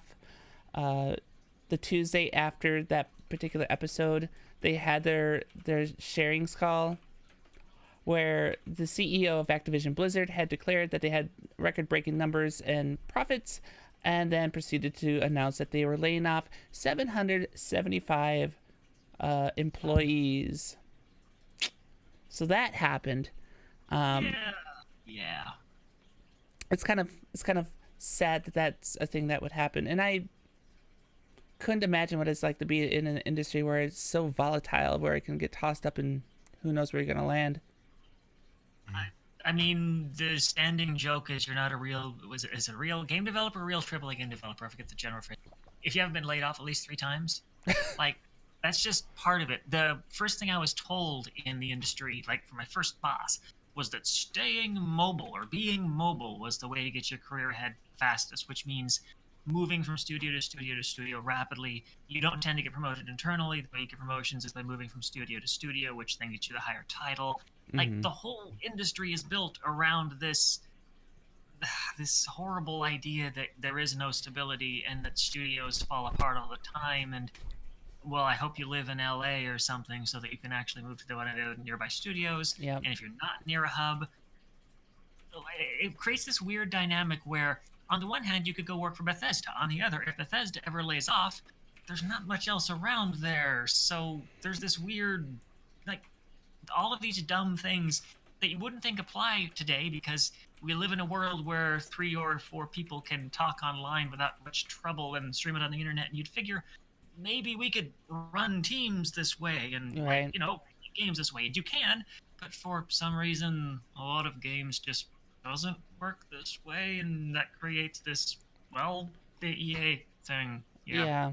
I think that particular, like, the infrastructure is certainly there where it can be supported in a lot of the metropolitan areas where a lot of these people would be anyway. But of course, what makes it worse is one of the companies that had mentioned that they were sorry to hear about their brothers and sisters in arms being laid off. They're a local studio for us. Which one? ArenaNet. Yeah, okay, so you're out there. Yep, and that's where I was going with it, is ArenaNet was sending their well wishes, and then their parent company, NCSoft, announced that they're going to do a massive layoff across the entire organization. ArenaNet, of course, is affected by that.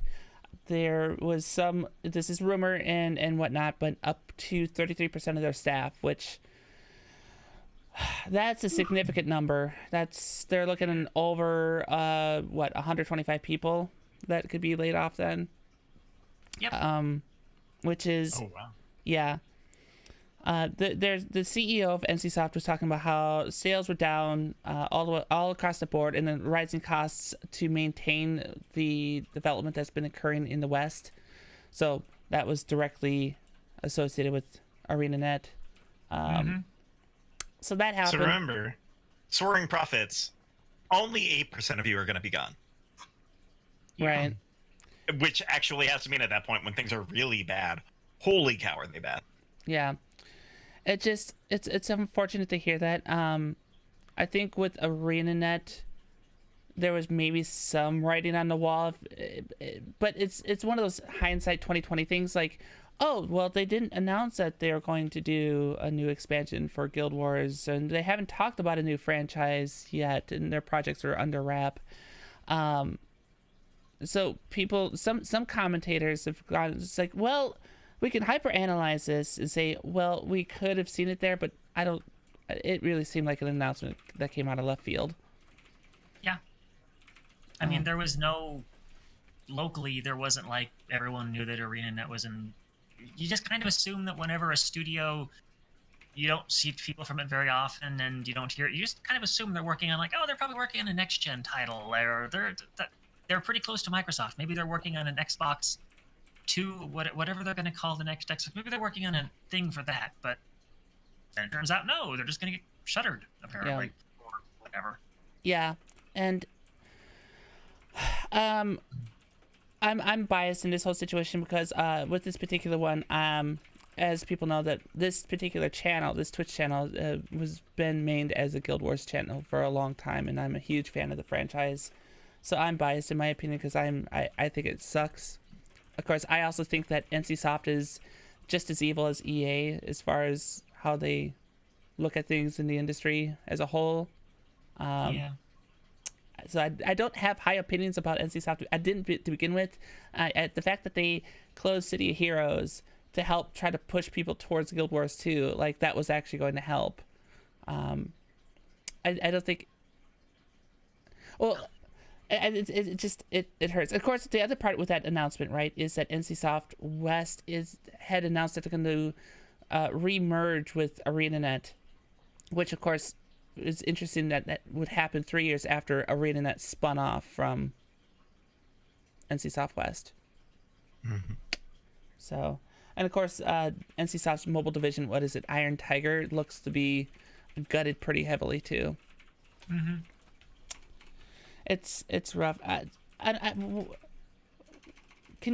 you able to speak to any experiences that you've had, Megan, at a AAA level? Oh yeah, like I went through 2 layoffs at Lego over a 3-year period. Well, I mean, the layoffs were actually over a 1-year period. Mm-hmm. So what happened with Lego, Lego started as oh god, why am I drawing a blank? Does anyone remember the studio that put out Auto Assault, Jumpgate? Oh gosh. I'm blanking. I'm Yeah. blanking. They were my employer, and I'm still blanking. God, if you're watching this, I'm so sorry. Your company was rocking. It's just anyways, it had a picture of a anglerfish. That was this company I went to work for. Decent sized, a little over 100 people working on Lego. Lego hadn't shipped yet, etc.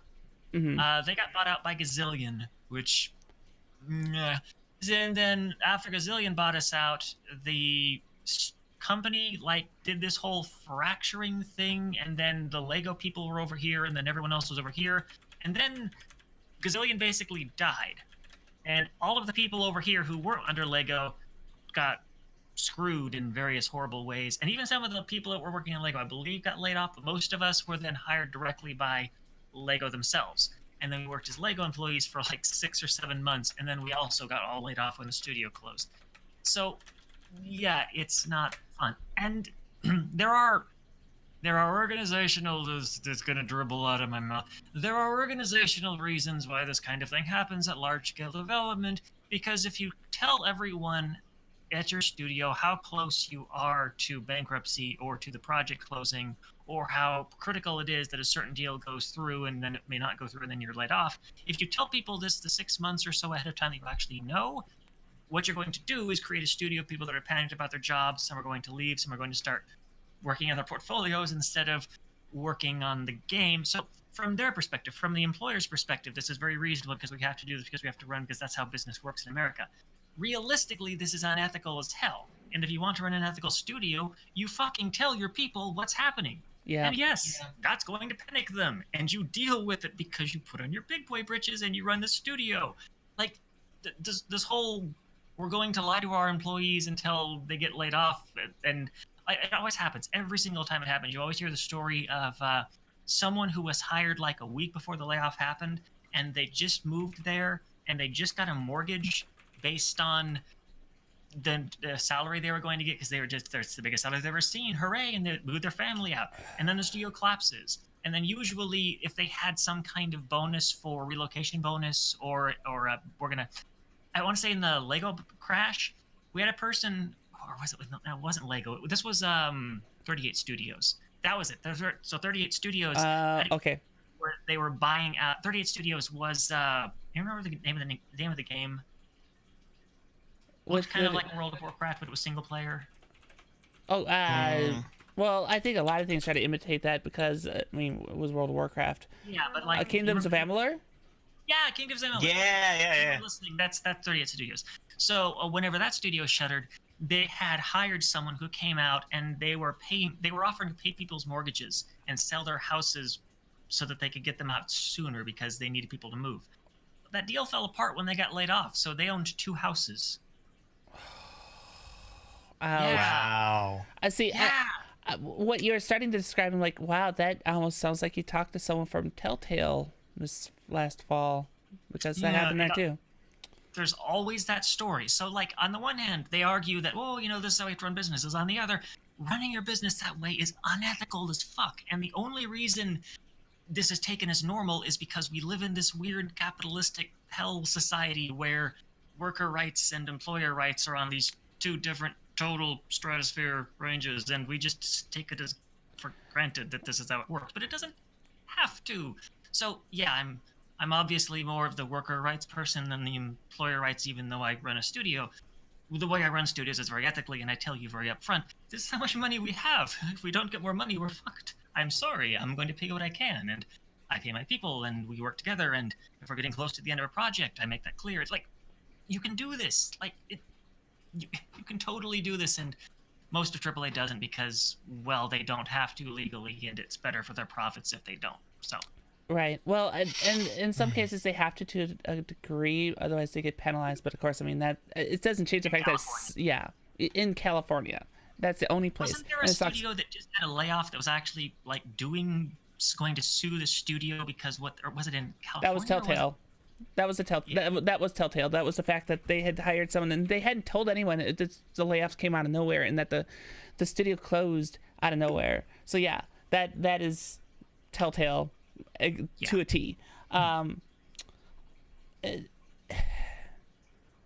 suppose this goes back to something that I know comes up from time and again, that unionizing in the industry would certainly benefit the developers. I know the studios would probably hate it, but which we deal with it. Well, you're also standing from an ethical standpoint, right? Like you're just talking about how you would disclose this stuff. So yeah, so like ethical studios would deal with having unionized employees, and it would be okay.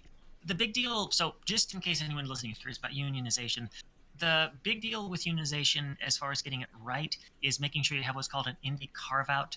The SAG-AFTRA, the Screenwriters Guild, and the Actors Guild, and so on and so forth, for the longest time didn't have what was called an indie carve-out. You had to pay union scale regardless. What that meant is that from the 1940s or whenever it was that studios took over and unionization occurred, until about the 90s, indie film essentially died. Well, it didn't die, but it like went totally underground because there was no way to get actors that were really any good to them because there was no way to get past the union contracts. Mm-hmm. Once that rewrite of the contracts happened, I believe it was in like late 80s, early 90s, somewhere in there, I want to say. Someone may know differently. I don't know. I'm just going off memory here. Once that happened, that's why you saw that explosion of indie film again in that 80s, 90s period. So long as we don't fuck that up in games, unionization is generally going to be a good thing, so long as we get that right. Like, there's very little to fear unless you're a large corporate organization with the acronym EA who doesn't want to do that because you don't want to pay union people. Yeah. Yeah, I suppose those large corporate ones like them, Activision, there'd be a hard push to not have that happen, but it would certainly benefit because it's horrible. Basically what it comes down to is, I think since we've resurged this podcast and brought it back, we have talked about 4 different massive layoffs, and every single time it's, well, we wish them, the developers, the best of luck, that they land on their feet, and that they'll land into another studio. But I mean, how long before that becomes hollow? Because although we truly mean that we'd hope those people land where they land on their feet, it's only words. Yeah, we can only hope for that to happen so much. Yeah, and here's the bigger dilemma that I see as a result of this culture that's been built. Mm-hmm. You're a developer at a company. Well, now you're building your resume all the time because you don't know whether or not you are going to be there any day. Yeah. You're going to have to make much more cautious approaches on everything that you do. Yeah. Because you might end up being that person who ends up with 2 houses. Like, you no longer can have this confidence. You no longer can have this trust that this company is actually going to exist as a result of what you're doing. And as such, you're going to have to take all of the actions that this process has been designed to try to avoid. Mm-hmm. That's the bigger element to it, is that it's only delaying the inevitable effect of this, and it's making it so that it affects everybody and not just your one developer. So we're making a bigger issue as a whole. And if large developers decided to act ethically on it, one, people would be more likely, people who are talented and are looking for some security in what they are doing are going to flock to you before anything else. And that is a competitive advantage. Like, this can be flipped around the other way. People have to decide to do so. Maybe. So the other argument that AAA would likely give you is that unionization would cost them money. Like, literally, no question, if they were to run their studios ethically, they would make fewer profits. Yeah. Because, well, I mean, that's ethical. By making lower profits, that's going to change the risk profile they can allow in their games. That's going to change the kind of products they can make. That's going to change a lot of things in an industry that's already pretty stretched financially, trying to make ever more accurate sweat pour renderings and online experiences for reasons that are well beyond me, but still they're trying, and gosh darn good for them. So what is the outcome if it turns out that unionization means they can no longer afford to operate? And let's say that, just as a random example, that instead of Red Dead Redemption 2 looking like Red Dead Redemption 2, all AAA games from now on had to look like Crackdown 3 because that's the amount of budget they could put into things. What would that do to the industry? Yeah. Like, to me, as a gamer who plays games like Crackdown 3, that sounds fucking awesome. Great. The risk comes back. We can start having fun again instead of we spent all of this time modeling horses that do nothing but shit. And the shit is very physically accurate, but maybe doesn't impact gameplay that much. Right. So, but then I'm not really the majority gamer. Most of them are relatively casual and relatively focused on visuals and aesthetic and polish and things that market well. And if you even took a 10% cut of gamers, like, it has this weird echo back effect where arguably unionization could destroy the industry, at least on the high end. And I don't necessarily care about that, but that is something that is worth discussing, and it's interesting. That's even maybe a good thing depending on your perspective. Yeah, well, and see, that's that in and of itself, right? Like, you're talking about the risk profile. I think with the fact that you have investors involved in this now, and like the last 2 months of this podcast, we've had to keep referencing the stock market and stock values, and which I never thought I'd talk about on a freaking gaming podcast. Let me just say, like, that is a whole different realm of my existence. But it's this thing that we keep coming up with. And of course, when you start getting the volume of some of these companies, right? Like the stock volume of Activision, of EA, of any of the other publicly traded companies, hell, even like Sega, Capcom, whatever, their risk profile is going to be narrow anyway, because that's how they can get people to invest, because they can go, this is a low risk entry, and it has the potential for a high return, and that's what those investors care about. And when it sucks, because the gamer side of it, us as gamers, like, this isn't new. This is the same thing that we got time again and time again. Great, So I think it's multifaceted, no matter how you look at it. Oh, absolutely. Well, and at the end of the day, funding has become a more and more important part of every single one of these conversations. Mm-hmm. I think I hear whisperings of Joey D behind me somewhere. There's a reference. Way back in the day. Back in the day. There's a reference that three of us get. Oof. So far back. Mm-hmm. I guess as it pertains to Blizzard, Activision-Blizzard, as it pertains to NCSoft and those developers, again, we wish the very best, and that hopefully most of those people get situated into a position where they can hold out for a while. Yeah, but that's such empty things to say. It is. We are sorry that your best hope is to hold out for a while. Yep. Also, just to say it, I know some of you were thinking about going indie. Realize the bottom is falling out of our market too. So, I mean, if you really want out of games, that'd be a great time to work for Microsoft on like the HoloLens or some shit. Games adjacent is good right now. Yeah. Without diving into the news of HoloLens and how that's backfiring right now, but it's not what they signed up for. I feel like if the bottom's really falling out, we haven't quite hit our Star Wars games in the desert mode yet. If we do, can we pick a Star Wars Battlefield game just for thematic purposes, though? Well, I think it partly paints a picture of something that we are clearly seeing on the horizon for the entire industry, right? And it might be worse than the one in 1983. 1983's game development game market crash is a very different kind of crash that was caused by market forces related to shelf space and supply chains. There's a lot of cruft that was fucked up that ultimately caused a crash of that severity. The crash we're calling it a crash is just the market contraction. Would that be the appropriate word? The market is presently contracting. Yes. And that's going to have a lot of impacts, and it isn't clear how far it's going to go yet or how bad things are going to go.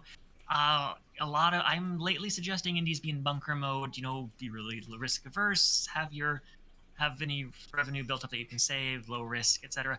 But still, it won't be, we're not talking like 1980s game dev crash, because there is no limited shelf space. There is no problem of overproducing games and having to match supply and demand that's totally blown out. It's just, there are a lot of games, and there are a lot of... Ultimately, the force creating this is that there are a bunch of games all vying for market space. And on the other side, you have stores and, publishers really in certain cases, but mostly stores, that are vying for more and more eyeballs with essentially each other now. It's not like PC market's likely going to keep expanding now, or they're going to start fighting each other. And as a result of that, you're getting this weird flood of free games. And this has been a thing for a while with Humble Monthly, but for a while it was, I got these cool indie games that I like one of them and the rest are kind of crap. So okay, I guess that's okay, but it's not like this defining thing. But now I'm getting shit like Ashen and Crackdown 3 and the latest Tomb Raider I didn't even realize was out. I literally found out the Tomb Raider was out by looking at Game Pass going, oh, this is free? Okay, I'll try it. And then I didn't like it, but still, that's the tier of free game we're getting now. We're getting high-end, big releases just thrown at us for reasons having to do with Game Pass trying to steal customers from Steam and Epic trying to steal customers from Steam. It's this weird orgy. And that's going to wash a ton of lower-end studios out, because hopefully Skatebird will do well since it's cute and markets well and I have a following already. But if you're entering this environment as a first-time developer and you have a game that, it looks like a pretty good Metroidvania, but it really just looks like, I don't know, kind of a spiritual successor to something like Hollow Knight, and there's already Hollow Knight 2, so how much do you stand out? That kind of thing. That kind of game, I don't know if it's going to do well versus, I just got Crackdown 4 for free, and also the latest Tomb Raider, and also there's a new free-to-play game that's actually really good called Apex. There's so much competition. That's the kind of washout crash we're looking at, and it's going to be quiet, and it's going to be really sad, and it's going to last probably a couple of years. I'm hoping that, I actually wrote an article about this recently. If you want to go find the, I forget the name of the magazine. It's a print magazine in the UK that you probably never heard of. But I'm hoping that the first hope of it pulling back out could be the next generation of consoles. Usually around a generation of consoles, whenever they start a new one, there's suddenly renewed interest in indie because it's a convenient way of buying unique, exclusive content that makes them look cool. And not necessarily because gamers flock to them for the indie content, because it gives that feeling of we give a shit, and they can sort of buy that by sponsoring indies, and people like that, and it's this weird thing. But still, generally speaking, there's a renewed interest in indies from platform holders, which means they inject money into indie. It happened with the start of the PS4 and Xbox One cycle. It even happened back at Xbox Live Arcade and that whole thing, which arguably is what started this current wave of indie. So it's entirely possible that will happen with the PS5 and the Xbox 720. I don't even fucking know at this point. It's possible that that'll fix it. It's also possible that emerging streaming platforms will do this. Yeah. Game Pass is currently paying okay-ish bounties. They're actually really good. They're for what they are. They're not make a game for Game Pass exclusive kind of things, but they're notable. And maybe Game Pass will start doing what Netflix does of paying to actually have content made unique for Game Pass. That could actually happen. And that would probably be something they did at the start of Xbox 5 or Xbox whatever the fuck, Xbox 2. Let's just say Xbox 2, X2. Oh, okay. They're gonna go fucking X2. Okay, so let's assume X2 starts this, and they're going to be paying for content that then becomes Game Pass content too. It'll work. But that's the first chance I see for something that pulls indie back out, and that's probably 1 to 2 years from now. So it's going to be kind of grim. But still, point is, it's probably not going to be like 1980s game crash. It's going to be more of this quiet, sad thing where maybe people notice, maybe people don't. But a lot of smaller developers you maybe are probably going to disappear, possibly forever, and that'll be sad. Also, mid-tier is going to disappear. It kind of already is disappearing. Mm-hmm. You've already seen it with games like Crackdown 3 and with, remember when Saints Row 4 was a thing and then Agents of Mayhem was less of a thing and that studio could be imperiled. Like, because of heavy contraction there. And even in AAA, there's contraction. I just have a hard time seeing it because for a long time, AAA has been, to put it politely, it's hard to tell certain AAA games from other AAA games. So if the entire AAA contracted by half, I honestly don't know if I would notice. I don't think I could tell the difference. For a lot of them that would get cut out, so I'm sure it's happening there too. And it's sad, but it's also probably less visible to me or to others. Well, and I think some of that shrinking, you do see some of that. I mean, the one that immediately comes to mind is BioWare Montreal not existing anymore after Mass Effect Andromeda. That got rolled into another studio. So, I mean, that does happen, and you're absolutely right. It does happen. That's also possibly a source of the layoffs that you're seeing. Like, I get the sense, like, I don't have the data for this, but I get the sense we're seeing more AAA layoffs than we really should be. And it seems to be accelerating. That could be related to AAA collapsing or contracting. But the thing is, we won't be able to call any of this a crash until, like, 3 or 4 years from now, whenever the market's recovered, and then we can look back and go, oh, yes, in 2019 was the... Like, we won't call it until it's in retrospect. Sure. But that could be an impact that's also starting to hit now. Right. It's like, this is kind of a dicey time for games in general. Yeah, no, you're absolutely right. Now, based on your predictions that you were talking about, I mean, there's also headlines about how we're going to see announcements for PlayStation coming up this summer. We're going to see Xbox announcing 2 different consoles at E3. So maybe it is short-lived, but... Maybe, but, like, yeah. So talking about indie games, and you had brought it up. Why don't we talk about something a little bit happier and Skatebird's?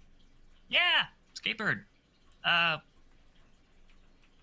Excuse me. Yeah, so just for all of you people listening online and on your podcasts and whatever else, maybe you're listening in your iPod, Skatebird is a game about a little bird who tries very, very, very hard to skateboard.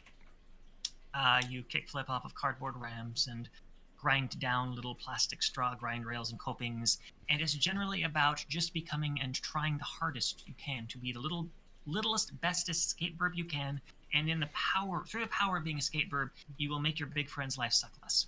Like, there's a larger story about how your skating as a skatebird will make your big friend's life suck less, but the gist is that. The even shorter version is if you know what Tony Hawk is, Tony Hawk, but you're a literal Tony Hawk. Tiny Hawk, actually. So, I have to ask, and this is such the stereotypical, like, cookie cutter question, but it is such an interesting one because you are a bird that is skateboarding. What inspired that exactly?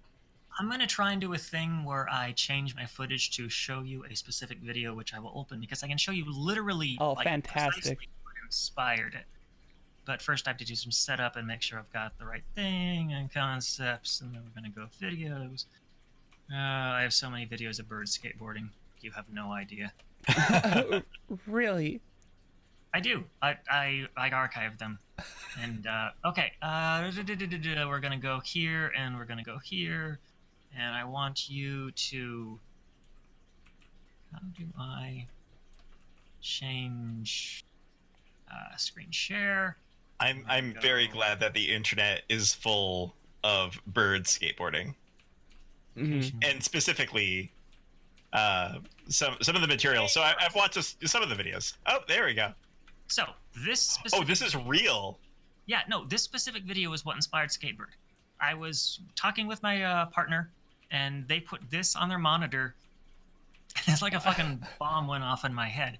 So at the time when I watched this, a friend online named KevKev, his Twitter handle is DurKevin, I believe. Mm-hmm. Anyways, he was making a physically active skateboard game. And he was struggling with it for a lot of reasons, which I later found out myself. And he had offhandedly said, does anyone want to buy the code base to this weird-ass skateboarding game? Well, I'd like a new PC. And so I saw this shortly after, like, oh my god, I could take his game and put a bird on it, and it would work.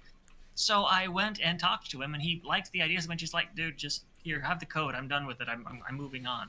And so that's how I started working on Skatebird. And I wonder, can I do something cool like change what media this is? Oh, I can. This is going to work great. Okay, so that went from that to, by the way, Kev is still working on, his game is SK8BRD, really hard to Google. And the thing is, he essentially abandoned the physical skateboarding aspect entirely and went very, very, very, very Tony Hawk. So if you're interested, I highly recommend looking at that too. We're kind of going off in parallel but very different directions. He went for actual skater people. I went for birds, and that, as you might imagine, had a lot of knock-on effects. Okay, Skatebird videos. No, I need Skatebird dev work. Trying to find the first video. And of course, it's a parakeet, which makes this even better because that's what they. This was the first ever Skatebird test, which was just his prototype. Slap a fucking bird on it with some really janky physics. But still, like, even here, I could get that, oh my god, this is a bird on a skateboard. This is actually kind of funny. Mm-hmm. And it kind of just evolved from there to where's the for a while I was using essentially that first bird you saw. I repainted it so that it was pink, just so that it didn't look like a real bird. Mm-hmm. And I cropped the wings in a really god-awful way, and I was playing with physics and etc. But it gradually evolved into this thing where there's actually it turns into an actual bird finally, and then before long you've got this guy who had significant issues and bugs. It almost stayed here, but we had this sense that the bird just kind of having its wings hang ass out like that just felt weird. It wasn't very bird-like. Mm-hmm. At that point, it was kind of it felt cartoony because we were experimenting with what happens if we make the bird do different things. Mm-hmm. And we had the rig built so that you could put human IK on it, which was cool, and it did human motions, but it was crossing this cartoon line instead of being like a bird. So we moved to more of a an actual bird, which is what you see now. We moved to this because I really felt it important to not have a cartoon game about a cartoon bird who goes, wow, radical, this is so cool, hey kids, etc. Mm-hmm. Okay, there we go, I'm back. I didn't want a game that made fun of birds on skateboards. I wanted a game that was genuinely an actual bird on a skateboard, and that kind of cute, cozy feeling comes along with it. So that's why we moved more towards the foldy wings and actual birds, and that is pattern developments ever since. So there you go. There's the really long answer to why skateboarding birds. No, that was amazing. First off, that was well spelled out, and it was really. I think it actually helped to kind of see the thought process and how the game evolved a bit, because I think that's one of the things that you don't get to see a lot. Is all right, so what's the birth concept, and then watch it evolve. And you literally just gave us the 5-minute abridged evolution of this game, which I think it was said in chat that as we continue to hear more about this game, it just keeps getting freaking cuter and cuter. It definitely makes me appreciate the creative process and how related it is in all of the arts. When you were describing specifically that video, and you're this could be a thing. It's very it reminds me of people's discussions about Prince and how he could make a song out of anything, and proceeded to make songs out of anything, and have it be real and meaningful and interesting. And you're going through these iterations with the design to make sure that it's meaningful and interesting, and I really like that. It's just an interesting little view in. Mm-hmm. By the way, if anyone on listening wants an example of this in another art, look up Kevin Wong on YouTube. He makes music out of literally he has a G-string song, G strings. Very good. Highly recommend it. Anyways, continue, please. No, yes. Just again, it's that process. Now, as you talked about this, I guess one of the other things I'd be curious about then, like, what are some of the surprises that you didn't expect while you were going through and developing the game? Well, one of the big ones is I didn't expect people to vibe with it this way. Like, I was pretty sure I had a thing like that people would like, but I was also pretty sure that like the big skater bro types would go, "This isn't fucking Skate 4. What the fuck is this shit? There's like supposed to be an actual dude on here. It's a fucking bird in a hat. Like, what the fuck, man? This isn't even real skating." No, I've gotten actual skate fans to go for it. Like, half the tweets I see that actually do a quote tweet and do a cute joke are, "This is the real Skate 4," which is fucking hilarious to me. Yes. Like, there's someone at EA going, "Oh my god, did we totally fuck up? This is a fucking burb game? Like, what the hell is this shit?" Which just pleases me immensely. Now, clearly we're not going to get everyone, and that's fine, because Skater XL exists. And Skater XL goes so far past anything I give the tiniest crap about just to make myself. It's super cool in what it is, but what it is like, it's like the truck simulator or PC building simulator of skateboarding, which is weird, and I don't know, it's not really my thing, but I'm also not like hardcore into skating as such, so I don't know. But the point is, it's very popular, and it's acting as a convenient, I don't know, a honeypot for all the people that are like super hardcore into skating.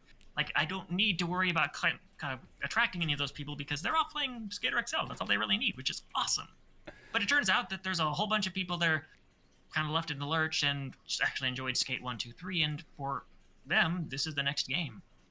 The biggest worry I've got is that a lot of them are comparing it to Skate instead of Tony Hawk. The controls are very Tony Hawk, and I'm curious how they're going to approach that, because the Tony Hawk controls were arcadey and button pressy, whereas Skate was swoopy with the sticks. So, I don't know, it'll be interesting to see. Though, in our playtesting so far, no one's really had a problem with it. They just seem to pick it up. Like, I don't know. So we'll see. We're going to be at PAX East whenever PAX East is. It's like next month after that, whatever. Late March. Yeah, so that'll be our first real public playtest, and we'll see if people respond or not. That'll be interesting to see. Yeah, it's March 28th to the 31st, it looks like. Of course it'd be that weekend. Don't worry, miss. Don't worry, miss. I got it covered. Thank you. Thank you. It's not like I won't be working another convention that weekend. So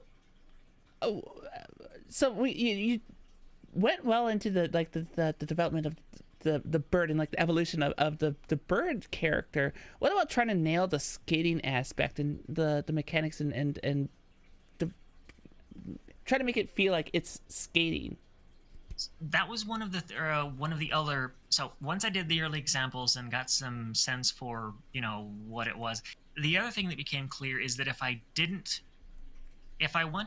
wanted to go the toon route, the expectation and assumption is that you make up fake trick names. Like, instead of naming something a kickflip or an ollie or a varial kickflip, or etc. Impossible. Instead of naming it an actual trick name, you give it some goofy fuck off name like the flippy floppy dooba, and I could have gone that way, but it would have broken the appeal that Tony Hawk and Skate have. Tony Hawk and Skate are not really games for skaters. They're for skate adjacent people and skate fans. They're generally for people that probably owned a skateboard at some point in their lives, but either never rode it or rode it very badly. Sometimes they'll have done basic skating and can do a kickflip, but like, that's their outlet. That's kind of where they think skating is cool, therefore they think this game is cool.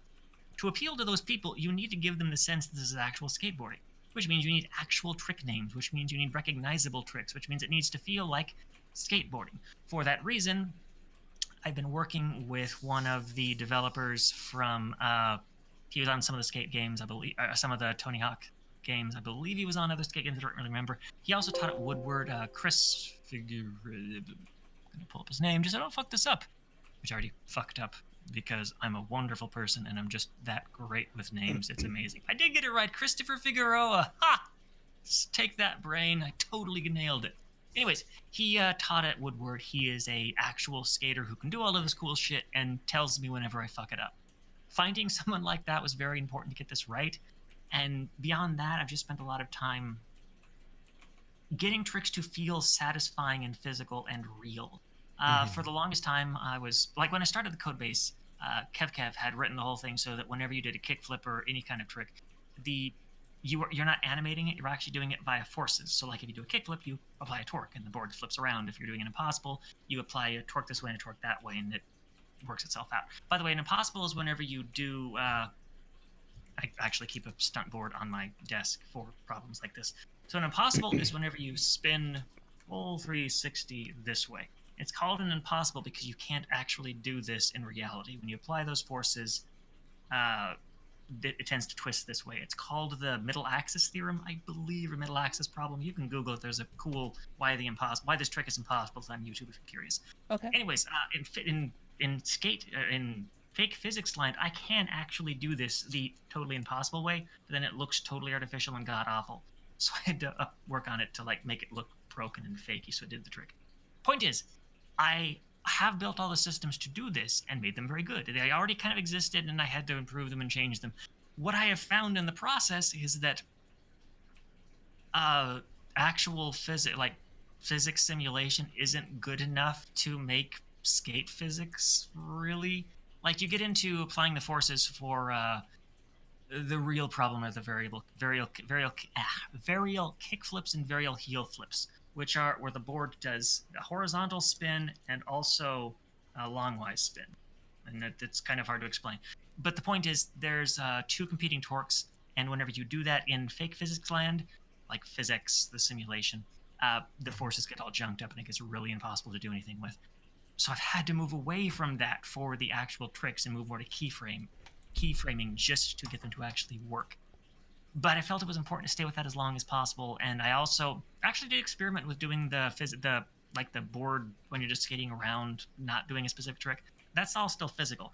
I experimented with making that not physical too, which Tony Hawk totally fakes. Like Tony Hawk, you're just a pill shape that scoots its ass around on the board or on the ground. Everything else is faked.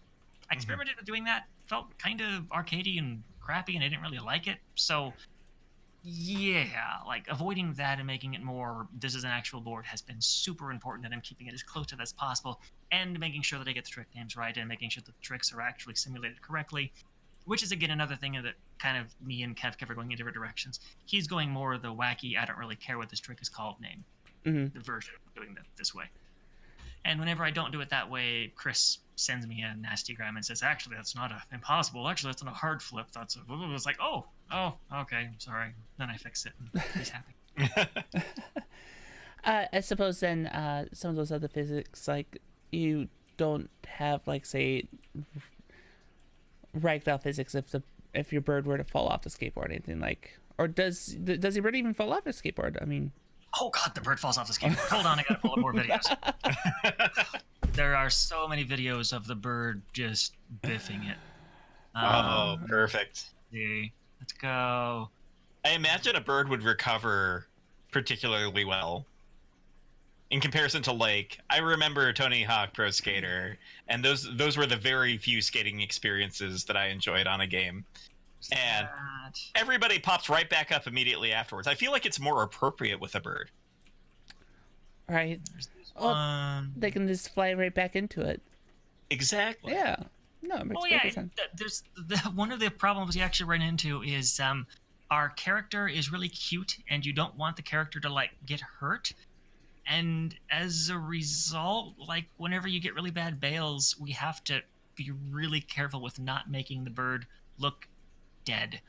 Like, early on, whenever the bird bailed, we just did a ragdoll like in Skate or anything else. When you fall, you don't move because you're bailed. That's it. It made the bird look dead, and it was horrible.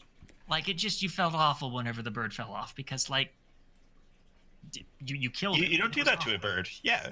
It was just the worst thing in the world. Anyways, so I had to dial that back just because the game is cute and you don't want to hurt your bird at all. No. Okay, so we're gonna do this, and there we go. Okay, so like I was working on a system to avoid obstacles, and yeah, like the bird, you can knock him off, and he makes a squeaky noise, and it's sad. By the way, I keep saying he. The bird is not gendered. The bird is like this was a bug.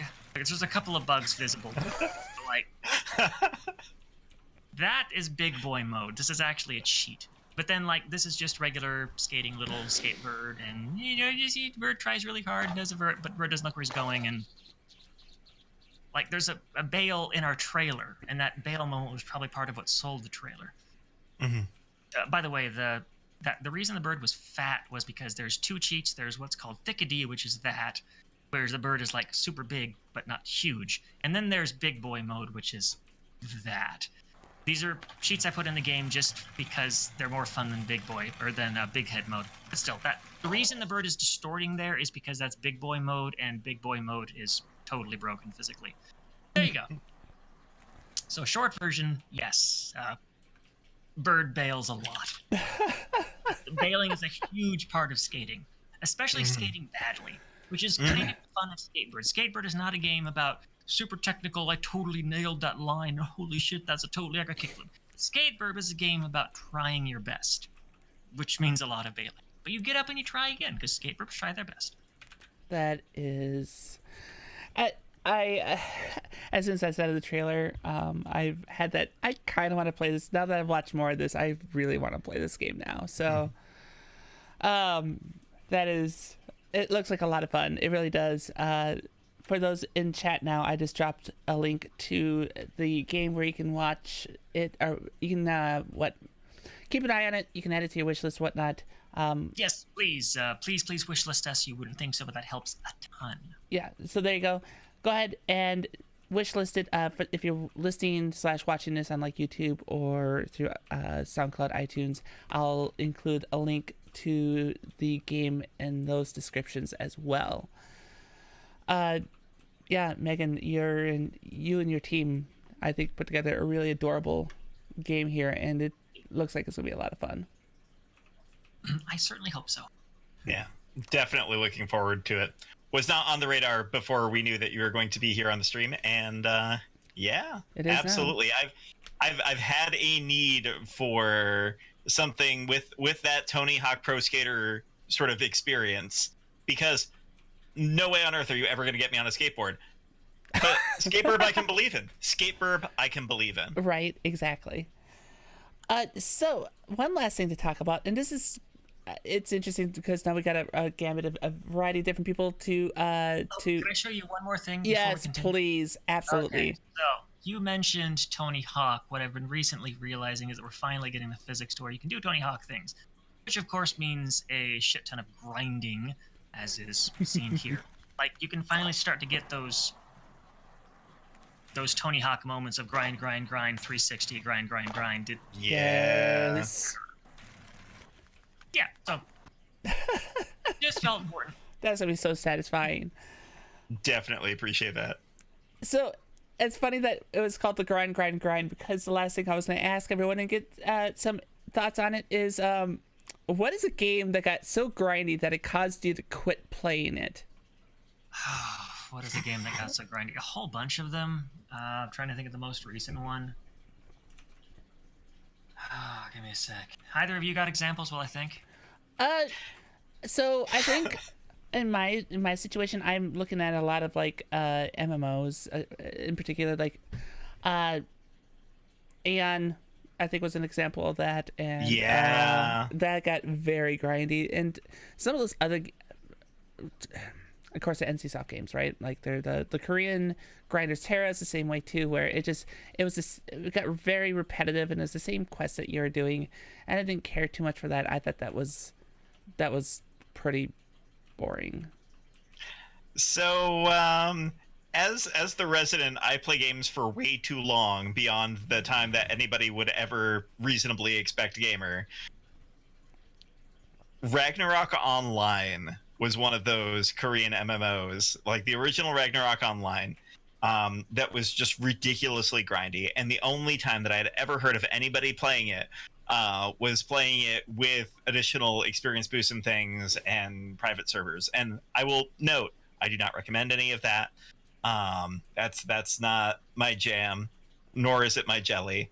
But I can get why in those sorts of situations people needed those, because if it was grindy at like level 30 in that game and you could get to level 100, I cannot even imagine how many weeks of time people spent on a single level because they were having difficulty getting to it. That was the most extreme of the bunch. And I think other games can be grindy or not grindy. That's also a problem that I have with a lot of creation games, is that if I want to do a very specific thing, it either takes me practically no time to do, or it's going to take me an eternity to get everything set up and do it the way that I want to proper. And so nowadays I just don't take that time. Sure, when I was 12 or 13, Ragnarok Online was a big thing. I could do that. That was fine. But not so much now. Sure. Oh, yeah. So I was looking at my Steam library. The most recent one that pissed me off was actually No Man's Sky, which super frustrated me because there was this moment in the update cycle where it was actually possible to not grind so much but build really cool things. Now, the things you could build were limited, and I ended up not playing very much of it because I wanted to wait until it got further. Then they added the upgrade date where you could build a ton of shit, and it was so cool. I could finally build a base. Except to build a fucking base, they want you to get like this obscure currency object and this one over here, and this only spawns 3 galaxies away and takes like 20 minutes to find. And when I talk to people about this, mostly what I hear is, oh, well, it's a chill game. It's not really a game about doing things. It's a game about having an excuse to... Like, okay, I get that, but I really would like to just build the house on the planet where there's the cool water and then go up into space with my spaceship and, like, I don't want to just laser rocks and then go to the other planet and laser rocks just to build... I was struggling to build glass windows. Like I was a globe-trotting space adventurer because I didn't have the technology to put fucking glass in a wall. Like, oh my god. So that's the most recent one. The other one would be Elder Scrolls Online, which was kind of a bait and switch for me. Elder Scrolls Online, like, it's fun. Like the first, I don't know, 40 hours or something. It's a great game. By the way, this is all the rebalanced content. Like when it launched, I didn't like it at all. But they did whatever the big update was, and after that, it's actually a really fun game, and I highly recommend it. Except that you get like, I don't know, 20, 40 hours in, and you've kind of run out of town quests by then, and what's left are like all the crafting things. And to get level ups and crafting and to do the little crafting dailies takes a lot of resources, and those resources take a lot of time to get. And especially if you're not paying for Plus, you're limited in crafting resources you can pick up and store, so it gets really, really... Like, I'm going to guess the reason it gets that way is because they're trying to upsell you on the Plus, which I refused to pay, so I ended at that point. You know, we were talking about some of the grindiness, and I think another one that had that experience, the rebalance. You're mentioning the rebalance is actually what made me think of this. Another one that I found incredibly grindy, and I hadn't played in years, was probably about 6 months after Diablo 3 launched. That got really grindy because there wasn't a great payout on loot, right? There's supposed to be a big dungeon crawly loot dropping game, except it didn't drop the loot. So then it just became a grind through dungeons that just sucked. Did you ever play it after the Yes. After the big update and still didn't like it? Oh, no. Okay, so after the update, I think it's a lot better. Because there's actually some satisfaction in, there's greens and oranges and like rares drops and you don't have to, it doesn't feel as bad as 1.0 did. I think 2.0 is what the game should have been in the first place. Yeah. I mean, I had my own issues with it, but at least the grinding was way, way, way less severe after that. Agreed. Yep, absolutely. Yeah. And even in that game, you can get to a certain point in the grind where it's okay if you have other people that you are grinding along with. And I think that makes it a very good exception. And I compare that to stuff like Ragnarok Online, where you could grind with as many people as you wanted, and you would just be upset that they were taking your spawns. It actively prohibited you from playing by yourself. By playing with other people. You'd be forced into playing by yourself, and at that point, that sort of solitary experience makes the grinding that much worse, I think. Sure. Oh, I should mention this if their listeners were equally frustrated with me as I was at No Man's Sky. I've been told by multiple people that No Man's Sky gets a crap load more fun if you use a train or give yourself a million of everything.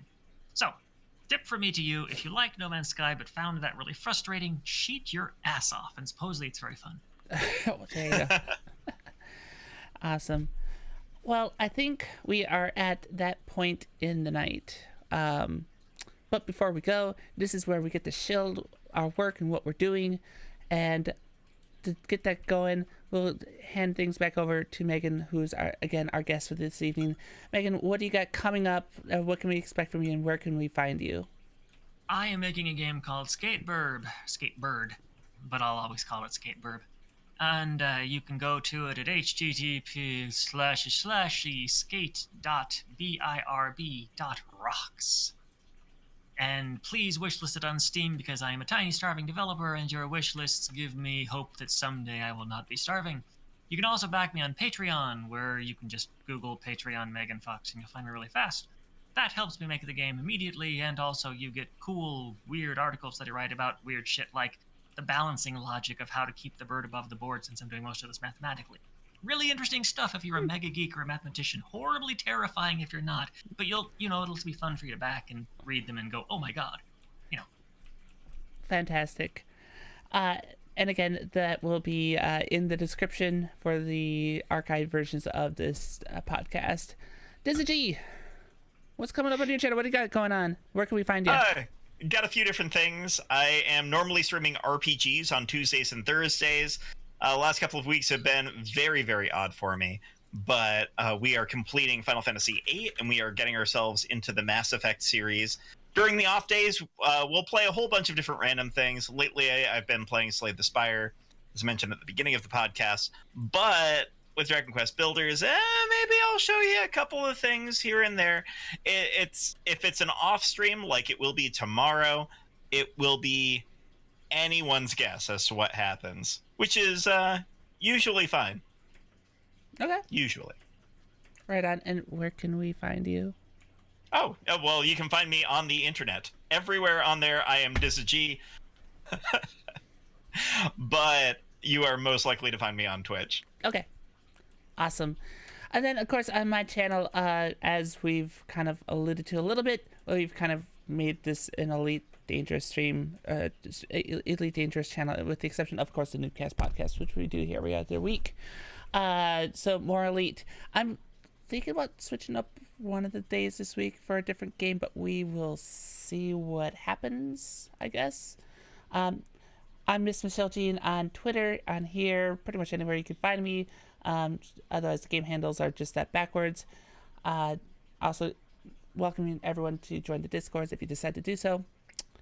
And that is that. That being said, for Megan Fox, for DizzyG, my name is Miss Michelle Jean. This has been the Newbcast Podcast. Thank you so much for watching, and have a fantastic night. See ya! Oh my gosh. Oh my gosh. Elijah, are you safe out there? You look like a popsicle.